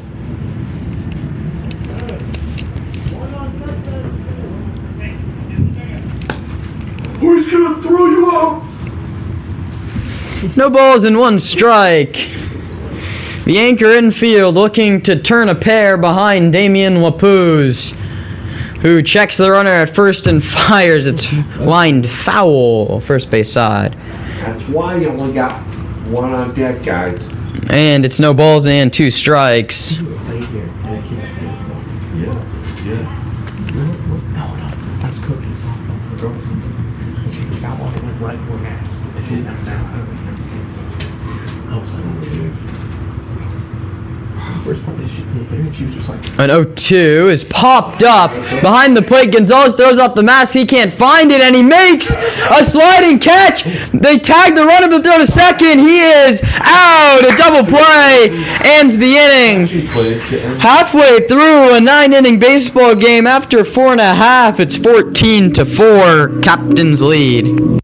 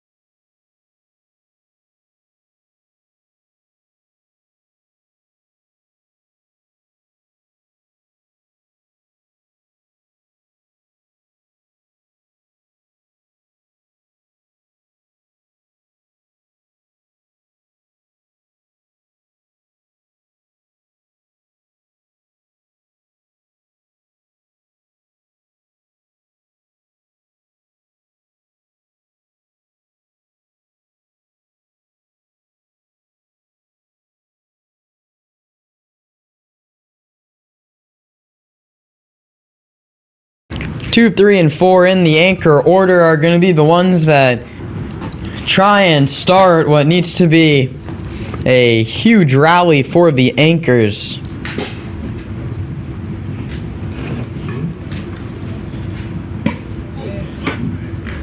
Beg your pardon, that's Boyle, the 5-hitter, as That'd be a good trick now to put off 2, 3, and 4 on the bases to start moving. Boyle, Gonzalez, and Bliscoe. JP is down 1-0 and takes a Rodriguez changeup that misses up at the letters. It's 1-1.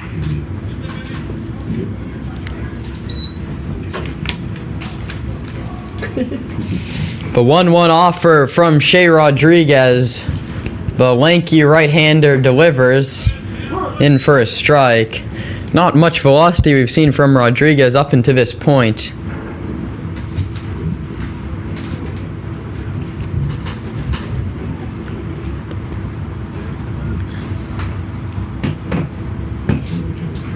That one behind him, even up the count at 2-2.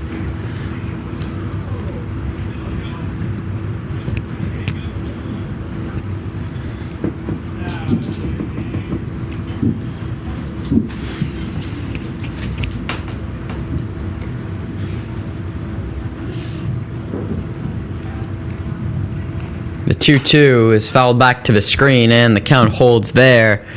Boyle popped out to the center fielder and singled in 2 trips. He scored one of the anchors 4 runs. Last of the 5th inning.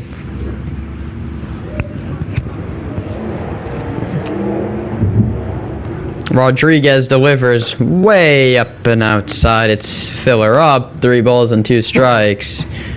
If you look at the rules, at least high school and that, you're supposed to have coaches supposed to wear uniform and number 2. How many do anymore? That's a 3-2. 10. Popped up. Third base side, ranging over and making the catch as Evan Mock went away. It's supposed to be able to tell them the difference to who they are. Every time you ask who coaches third and coaches first. So Boyle goes down P5, and Atticus Gonzalez is going to get his 3rd crack at it. He's grounded out to the pitcher and flied out to center field. As the clouds slowly moving in here on this 4th of July evening, heading towards the night, as that one is a called strike 1. Still have the beautiful views of the hills over center field and right, and that Oakland skyline over the left field fence. The pitch is caught on and missed, a breaking ball. It's 0-2. Gonzalez fooled badly on an off speed from Shea Rodriguez. Tufts of fog are just coming just in time to ruin the fireworks show. So there is a 10-run mercy rule in place after 7 innings. The anchors need to tack on a run before then. Gonzalez serves that one out towards the left center, sinking fast, not fast enough. Herrera runs it down, and there's 2 down here in the home half of the 5th.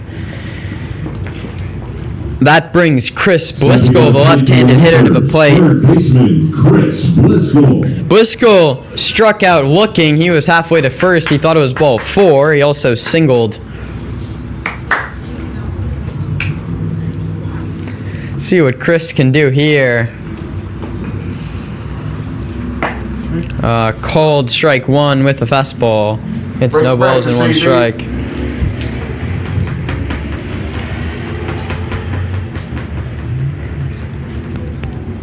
The 0-1 offer outside, a ball and a strike.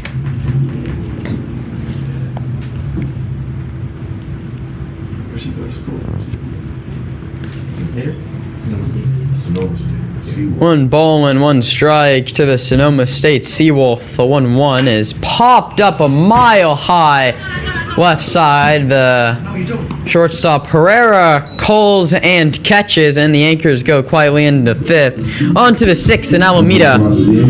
14-4 Captains.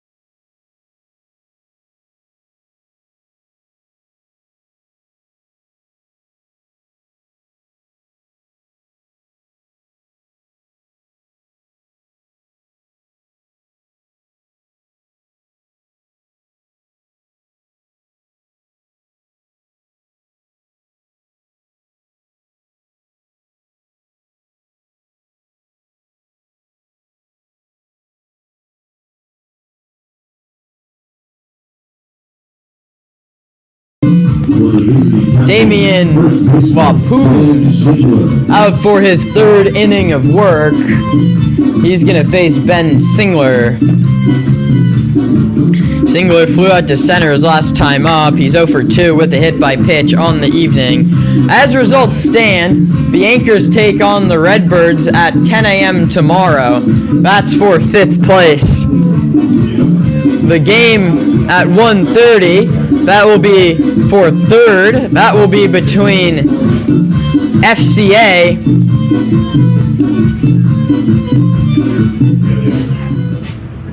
and, depending on the run differential after this one, right now would be the NorCal Warriors. A 2-0 squad would be playing for 3rd place. First pitch is high, 1 ball and no strikes to Ben Singler. Will Cronin on deck. Will Cronin out on deck. We saw Cronin in last night's game get the start. Singler waits on a 1-0 from Wapuz, whose fastball misses well below the zone. It's 2-0. I thought Lafayette was going to be out of there earlier, but he did kind of hang in there for the right. Got hit in the top of the 4th, coming out here at the top of the 6th. 2 Ice that Toadoo that he had a hammer to. That one misses low. It's now 3-0. No action in the Anchor pen.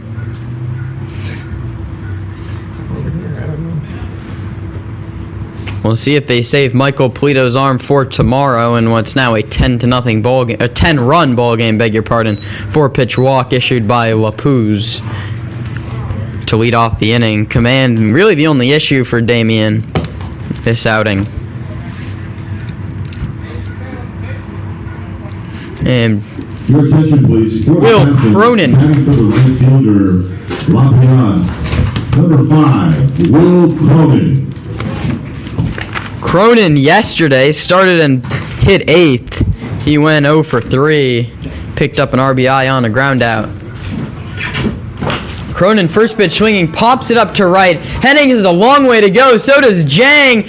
Jang, it hits off his glove, and now he kicks it, and moving up 90 feet. It's a base hit. It would have been a very, very tough play for Marcus Jang with his back to home plate.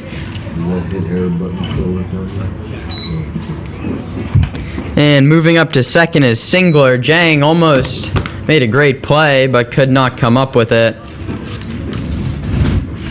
Second baseman, Jason Arsenault.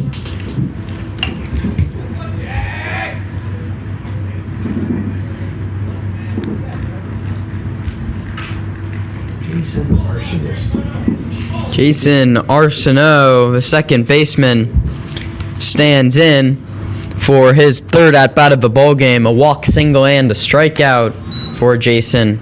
That strikeout came against Wapuz back in the 4th.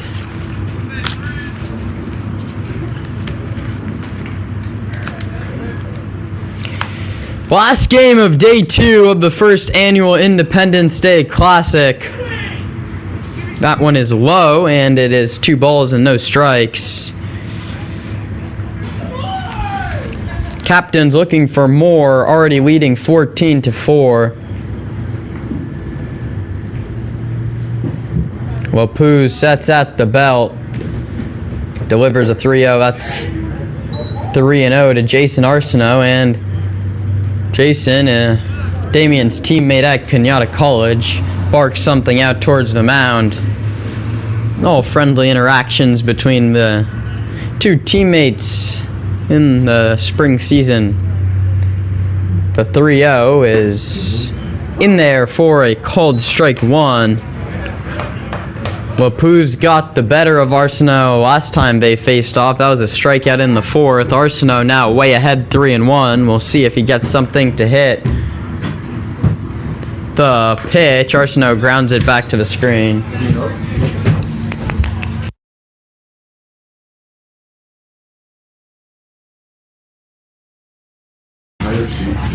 Three balls and 2 strikes. Runners lead from first and second.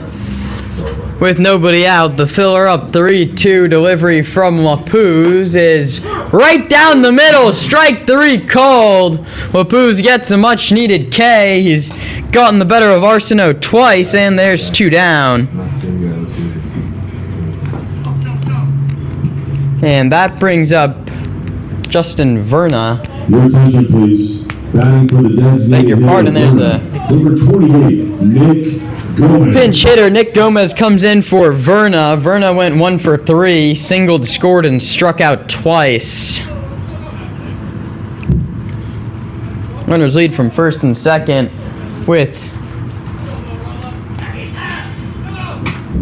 2 outs.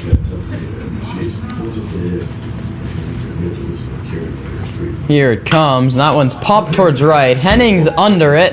In the sun, he makes the catch. The runner, Singler's gonna bluff and not head towards third. The throw comes into home. And after the first 2 reach base, Did he see the hand before? Could have been a tattoo.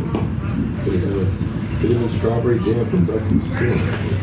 he retires 8 and 9 in the order. Back to the top, Caleb Rodriguez. Left fielder. Rodriguez is 1 for 3. He's popped out to the second baseman, been hit by a pitch, lined to shortstop, singled, and scored 2 runs across today. Scored 1 run in the 9-run second. The pitch is not corralled by Gonzalez, and it's called ball 1.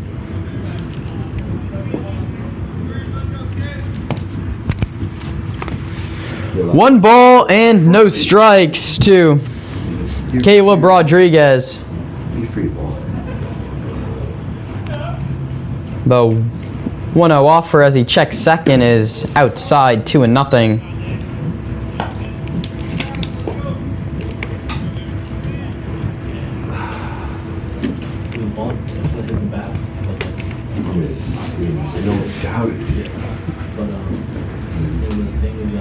He's not swinging it. He's 2 balls and no strikes. Wapuz delivers. That one's lined to first. Guijarro makes the play, and the inning is over. No runs, 1 hit, 2 left. On to the last of the 6. 14-4, captains over the Anchors. Runners left on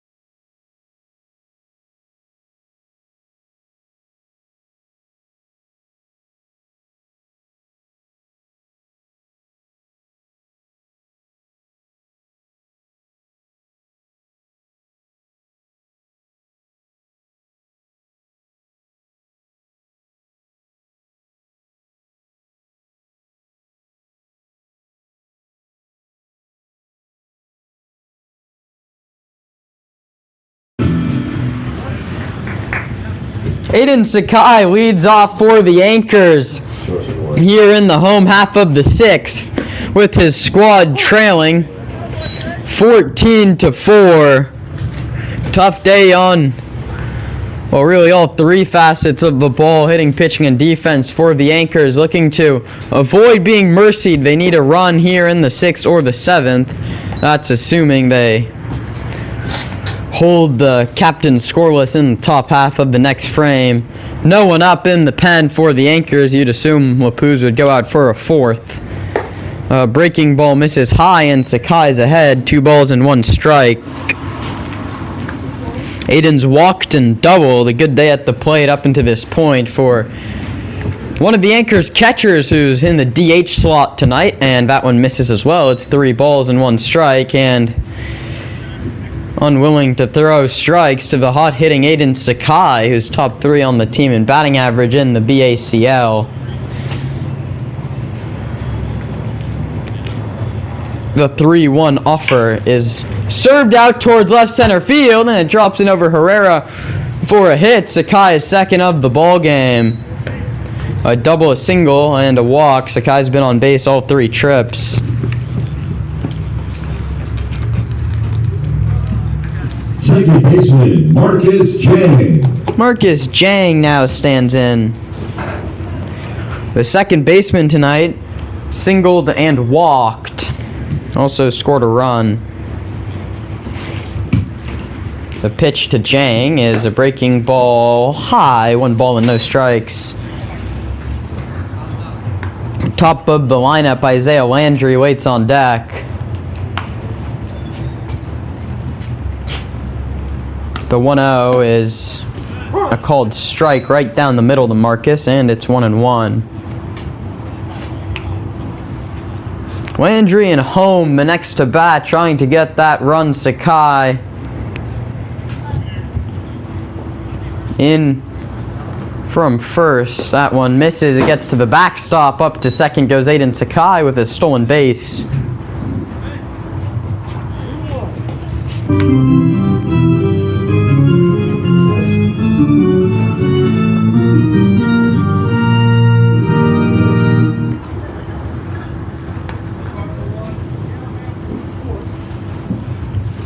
The 2-1 offer now to Jang. He waits on it from Rodriguez. That's high.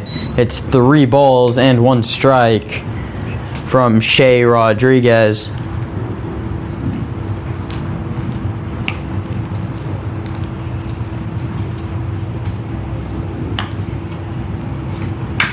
That one is popped down the left field line. It's falling fast. It dunks in.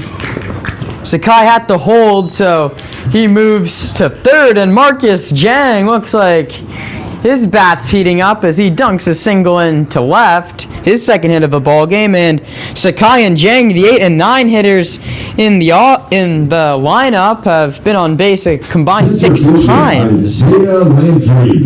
So back-to-back singles off Rodriguez to start the inning, and that prompts action in the pen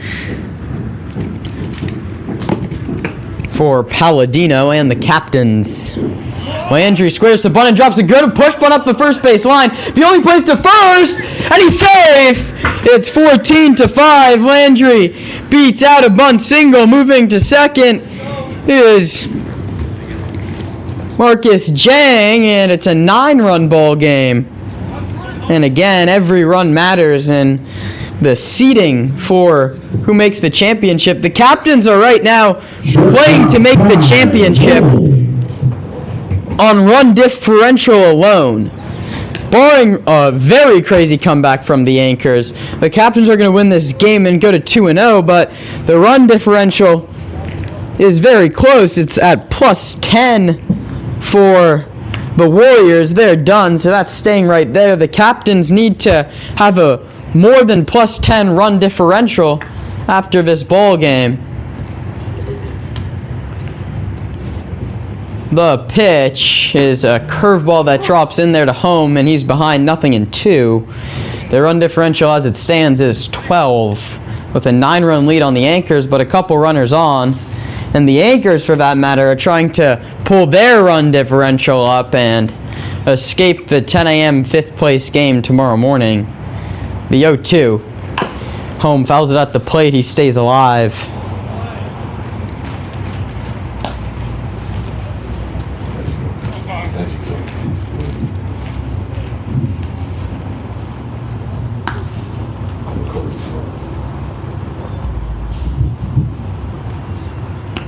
No balls and 2 strikes.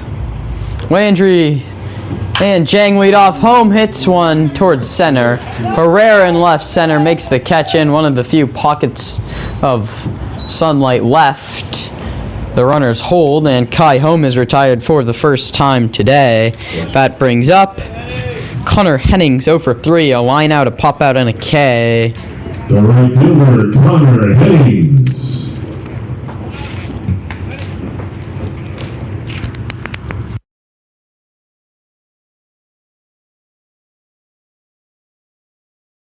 I'm a cone. That's it. I'm a cone. The pitch to Hennings is low, a nice block. I'm a cone. Sakai singled, Jang singled, Landry singled. Home popped out, and there's runners at first and second with a run in. Here in the bottom half of the 6th inning, the Anchors trailing 14-5. Hennings takes inside 2-0. Connor out ahead of Shea Rodriguez. A lefty up and throwing in the captain pen. But 2-0 is catches the outside corner. It's 2-1.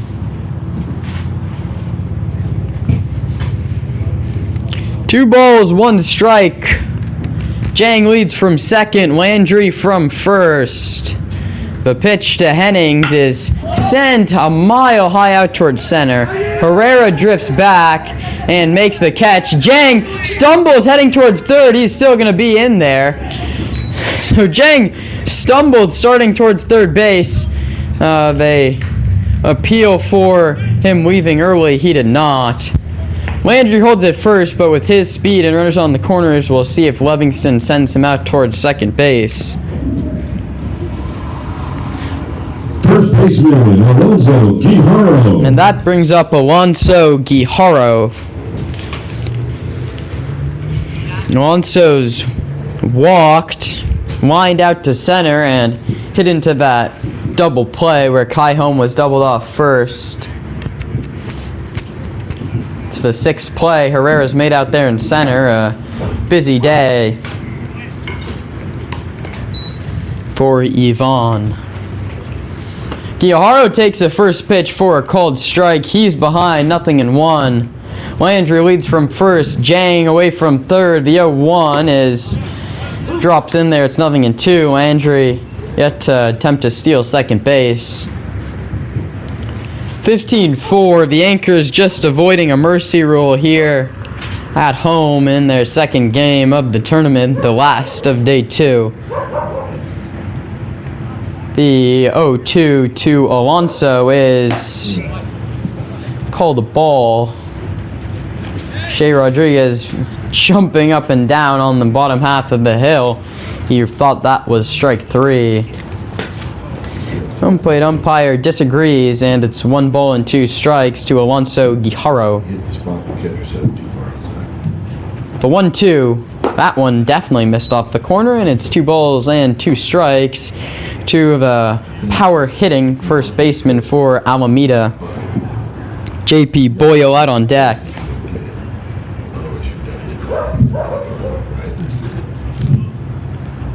Sets at the chest and fires a 2-2. Alonso strikes out swinging, and the inning is over. 1 run, 4 hits, 2 left. On to the 7th, 14-5.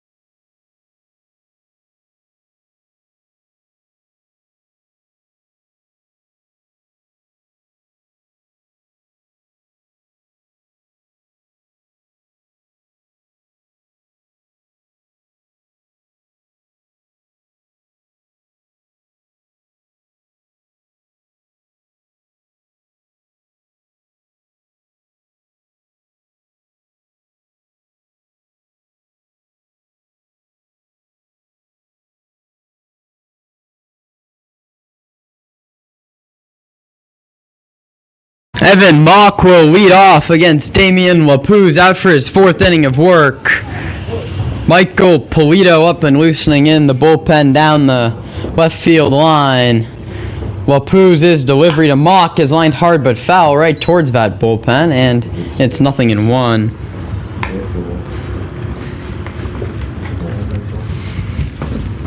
So it's no balls and a strike to Mock.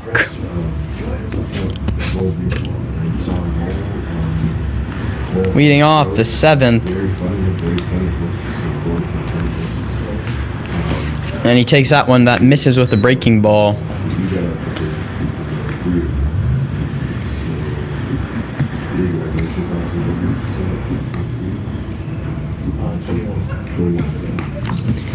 So it's no balls and 1 strike to Mock, Ivan, and Lucas Herrera. The next 2 do. The pitch is low, 2-1. Fastball dropped just below the zone.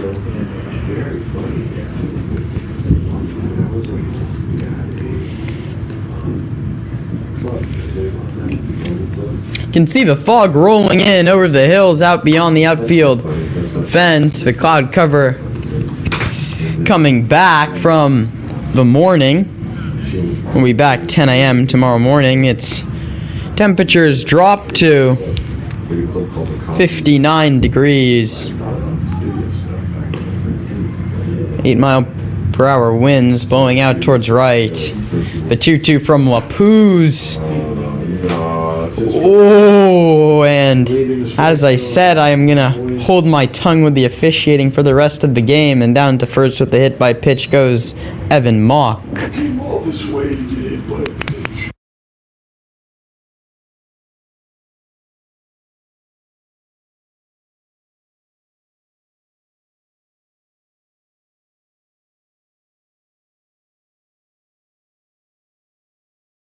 Double play. So a hit by pitch, Wapuz's 3rd batter he's hit this outing, and his first pitch is a called strike 1.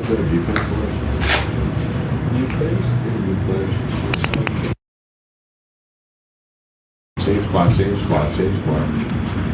No balls and 1 strike. Mock away from first. Wapuz checks and fires, and this one's low and in. It's a ball and a strike. Chris Bliscoe, 3rd. Number 13's in left. That's JP Boy on the left. Yeah, same guy. Or JP Boy in the center. Right. 1 ball and 1 strike, and Wapuz whirls and throws to first.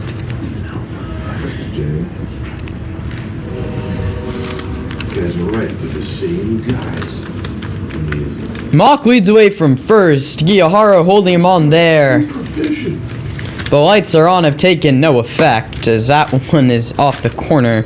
If you were watching our earlier tournament broadcast today, you probably heard San Francisco public address announcer Ann Imakalu. She worked games 1 and 2. You can hear her call the action for George Washington High in the city this coming spring. We want to thank Ann for filling in for the great Dan Harrington for the first 2 ball games today.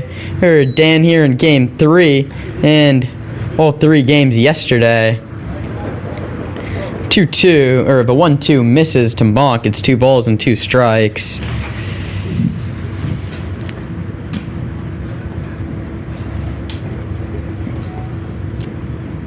The 2-2 is lined back up the middle off Wapuz's glove, and it hits the umpire what would have been a double play ball. It's a dead ball. They put the runners at first and second, and the ball clipped Keith Baker's leg, I think. And what could have been a double play ball was heading right to Marcus Jang. Let me recap. It was a very hard line drive up the middle. It hits off Damian Wapuz's glove and was going straight to the second baseman, Jang. It was a very hard hit ball, double play possibility. Instead, it's umpire interference for the 2nd time today, and it goes as an infield hit. It goes as an infield hit for Herrera. You obviously can't assume that even 1 out would have been made on such a hard hit ball. Firewood. That bat is shattered. Don't buy your bat at JCPenney. Running fastball in on the hands completely shatters the bat of Mario Duran, and he's going to need a new piece of lumber. Beg your pardon. Yeah. That's Lucas Herrera at the plate. Durfling. All Herrera's done is singled, doubled, and tripled twice. Home run away from the cycle. The pitch. Not going to get it on that one as it's low. It's a ball and a strike. Also made a couple nice plays out at shortstop. He's using all his spring plays right now. 1 ball and 1 strike to Herrera. Runners lead from first and second. Wapuz a bit unlucky on the last umpire interference call.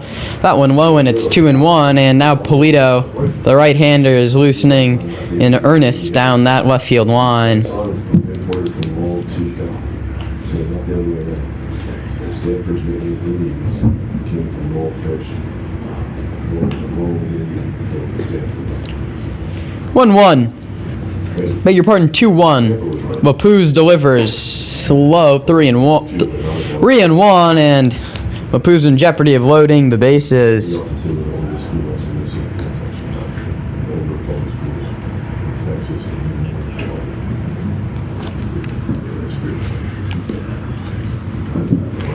The 3-1, Wapuz misses inside with a fastball. Load up the bases.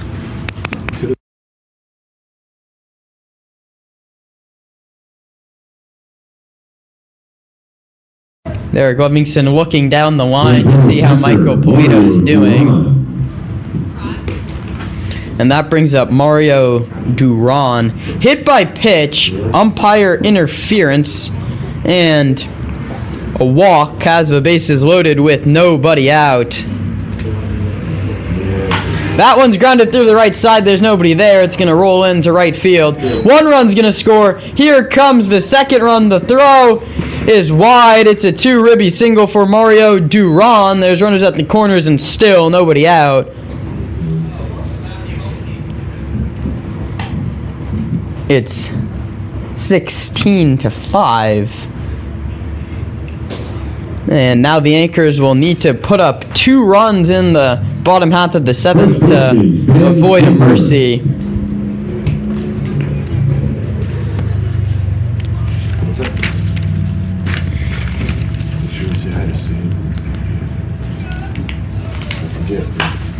That one's popped up. Foul.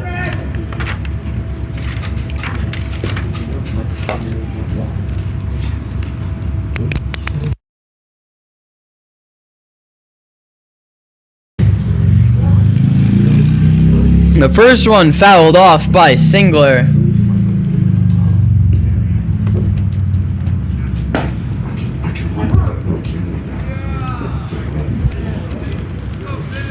This one's a called strike. It's 0-2. What kind of music do you think it is?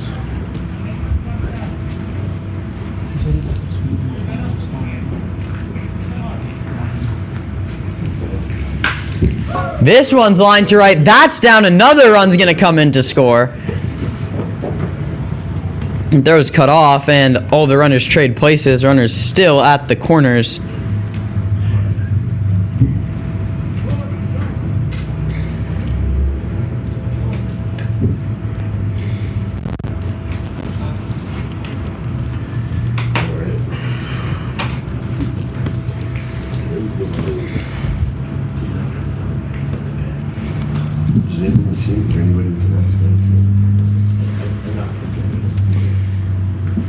And that's going to do it for Damian Wapuz. Michael Polito comes in. We'll be right back on the Anchors stream. It's 17-5.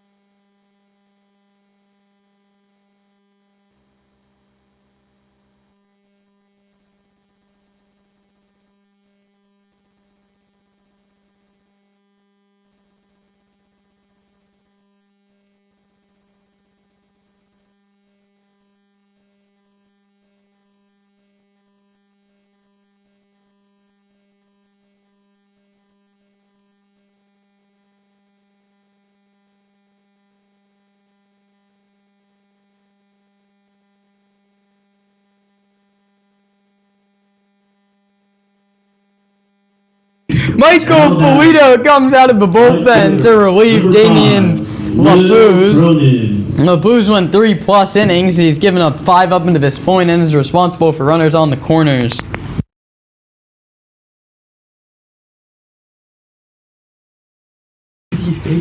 It's no balls and 2 strikes. Polito quickly ahead of Cronin, who takes a pitch that misses. It's 1-2. Polito looking to do a mop-up job in a 12-run captain's lead, 17-5. 17-15-1. That one's past Gonzalez, and the run scores from third.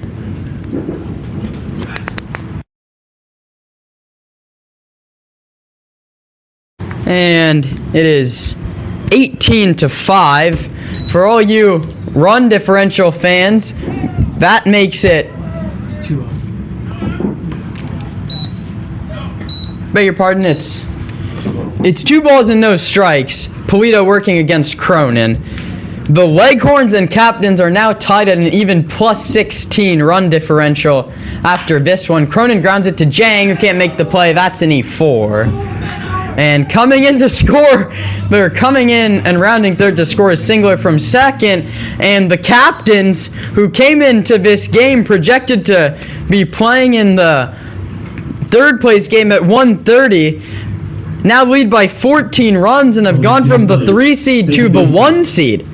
So, if the Anchors can't get a run back in the bottom of the 7th, the Leghorns will play against the Captains, and San Bruno will be the home team.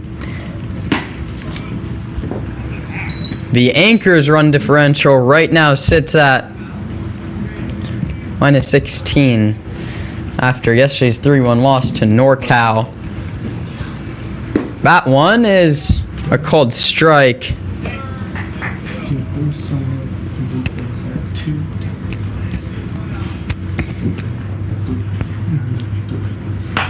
That's popped out towards right. Henning has a long run. Is he going to get there? He is. A nice play by Connor, who flips it back in. And Polito now 1 pitch away from finally ending the inning.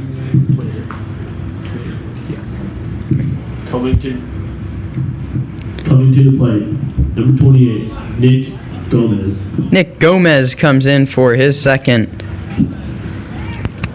AB of the ball game. And it's a called strike 1, a pick back to first, nothing doing from Will Cronin. Action in the Captain's pen, who right now hold lone possession of first place in the inaugural Independence Day tournament. The pitch is high.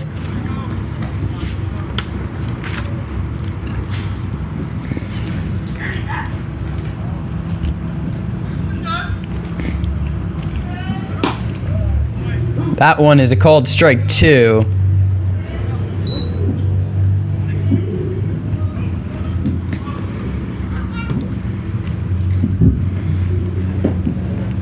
That one misses low, and it's even 2-2.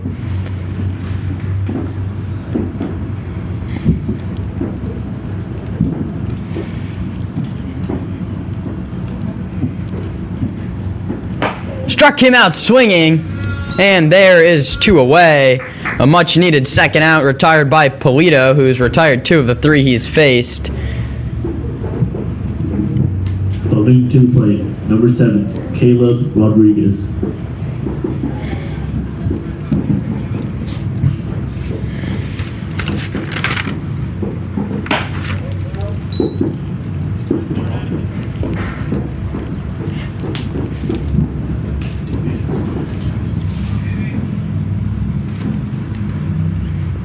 Here it comes, and that one misses low. It's 2-0.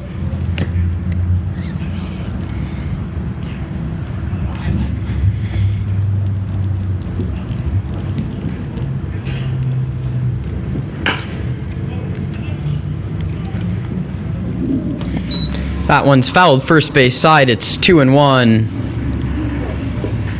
The Anchors trailing 19-5 here in the top half of the 7th inning, and Game 2 of the Independence Day tournament. The pitch is just off the corner. Gonzalez tried to bring it over and doesn't get the call.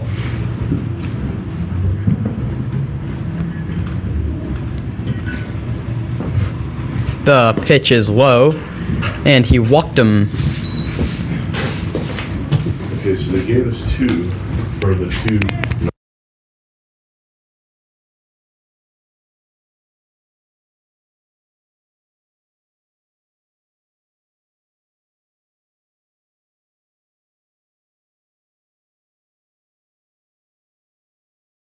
Evan Mock back in there, the 2-hitter today.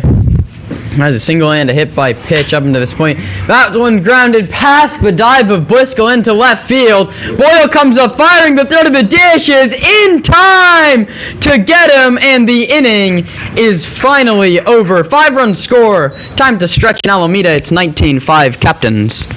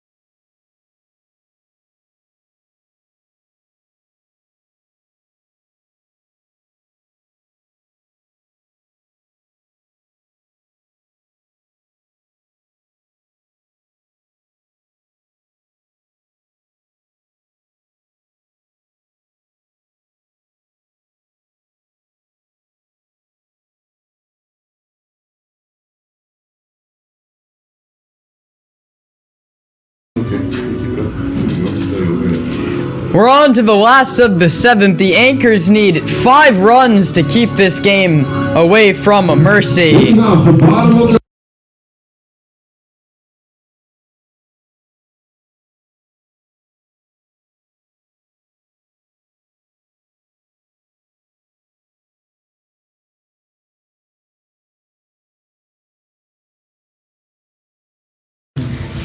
That one hits JP Boyle. Dylan Petrin, the new man for the Captains, who really look to hold it right here for run differential and run differential only. They're right now plus 17. The Leghorns, the other team that they'll face off in the championship, are plus 16. So we'll see what happens here. That one misses low. The Anchors looking to play some spoiler at the very least. A 15-run rally would also be nice for Alameda. Here it comes, and that one misses high. Gonzalez, I'd want to know.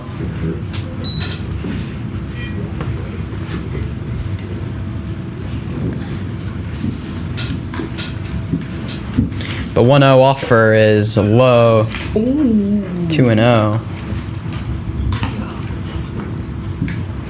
Appeal to first says he went around. It's a ball and a strike. Beg your pardon, I spoke too soon, as I thought Gonzalez held up. The 1-1 is way up and away. This one is 2 balls and 1 strike.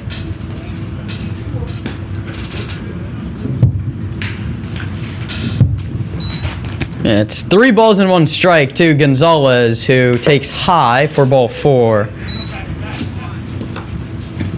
See, and so everyone had different counts. And it's now ball 4 to Atticus Gonzalez.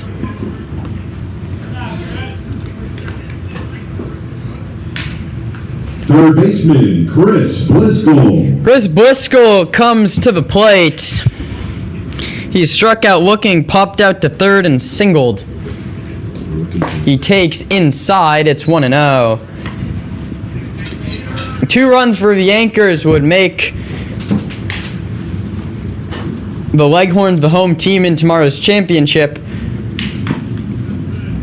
If they can hold them shutout, the captains will take second ups tomorrow at 5. It would come down to runs allowed if they draw level on run differential, but we'll wait and see. All that, stay tuned to Alameda Anchors on all social media platforms, at Alameda Anchors on Instagram, and that will be where you see tomorrow's final slate. The 2-1, it hits Bliscoe and the bases are loaded with nobody out. And hold on just a minute, they just need 5 runs to extend this to the 8th inning. And that 5th run now waits on deck in the form of Marcus Jang. Aiden Sakai coming up.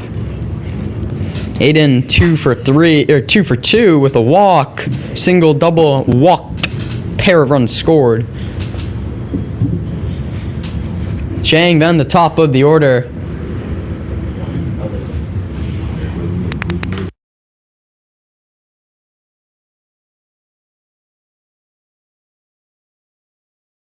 Bases loaded, nobody out. Aiden Sakai steps to the plate, looking to keep swinging a hot bat. Aiden Sakai. Sakai finished out a very strong first half in the BACL. He takes this one low.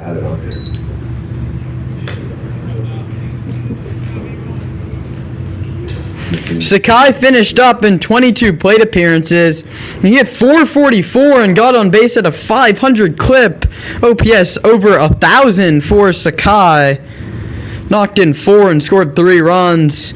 Only struck out once, so very good plate discipline from Aiden. He doesn't swing and miss often, and he's here ahead 2-1. One of the few players on the team that's walked more than he's struck out.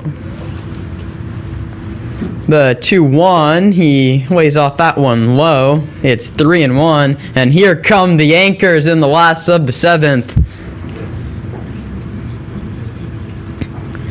The 3-1 offer is outside ball 4. Sakai draws a bases loaded walk, and Marcus Jang comes to the plate, and out to the mound goes Palladino to talk it over with his second reliever, beg your pardon. So, I've already given you, and that's going to do it, beg your pardon. We'll give you the new pitcher on the other side here on the Alameda Anchors stream.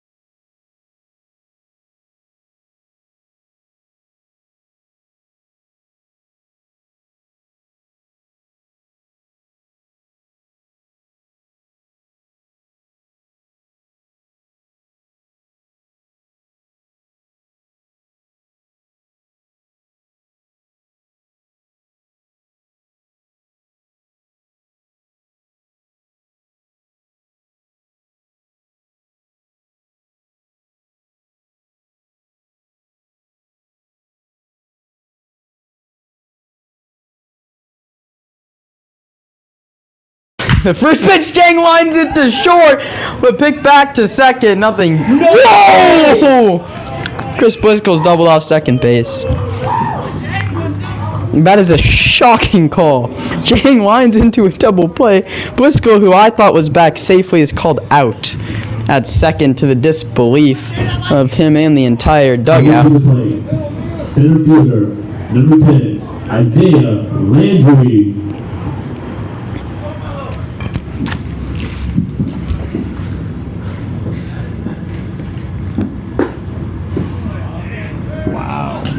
That one. Cold strike. It's 0-1. So the Anchors host the Redbirds tomorrow at 10 a.m. FCA and NorCal will play for third place at 1:30. And the final will be between these captains.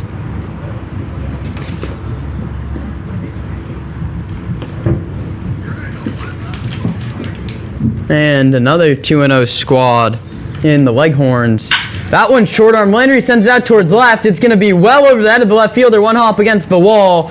Landry's flying around second. He's on Sakai's tail. Sakai's going to round. He's going to try and score. Landry into third with a stand-up triple.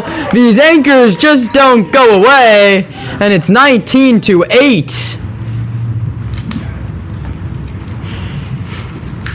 And now Bliscoe getting called out at second base looms large. And an Anchor squad trying to avoid a mercy.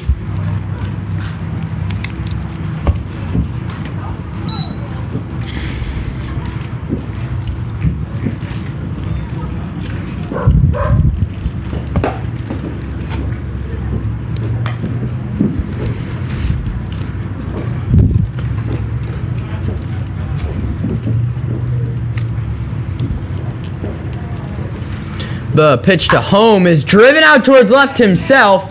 Coming on, but it dunks in is the left fielder. And don't go anywhere. The run to keep it from being a mercy is Kai Home, and he stands at first base.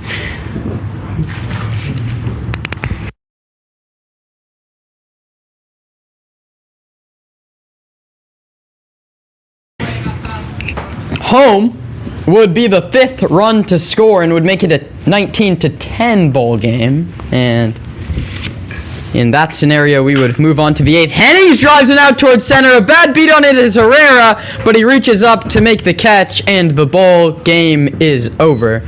The Captains beat the Anchors 19-9, and that locks in tomorrow's schedule.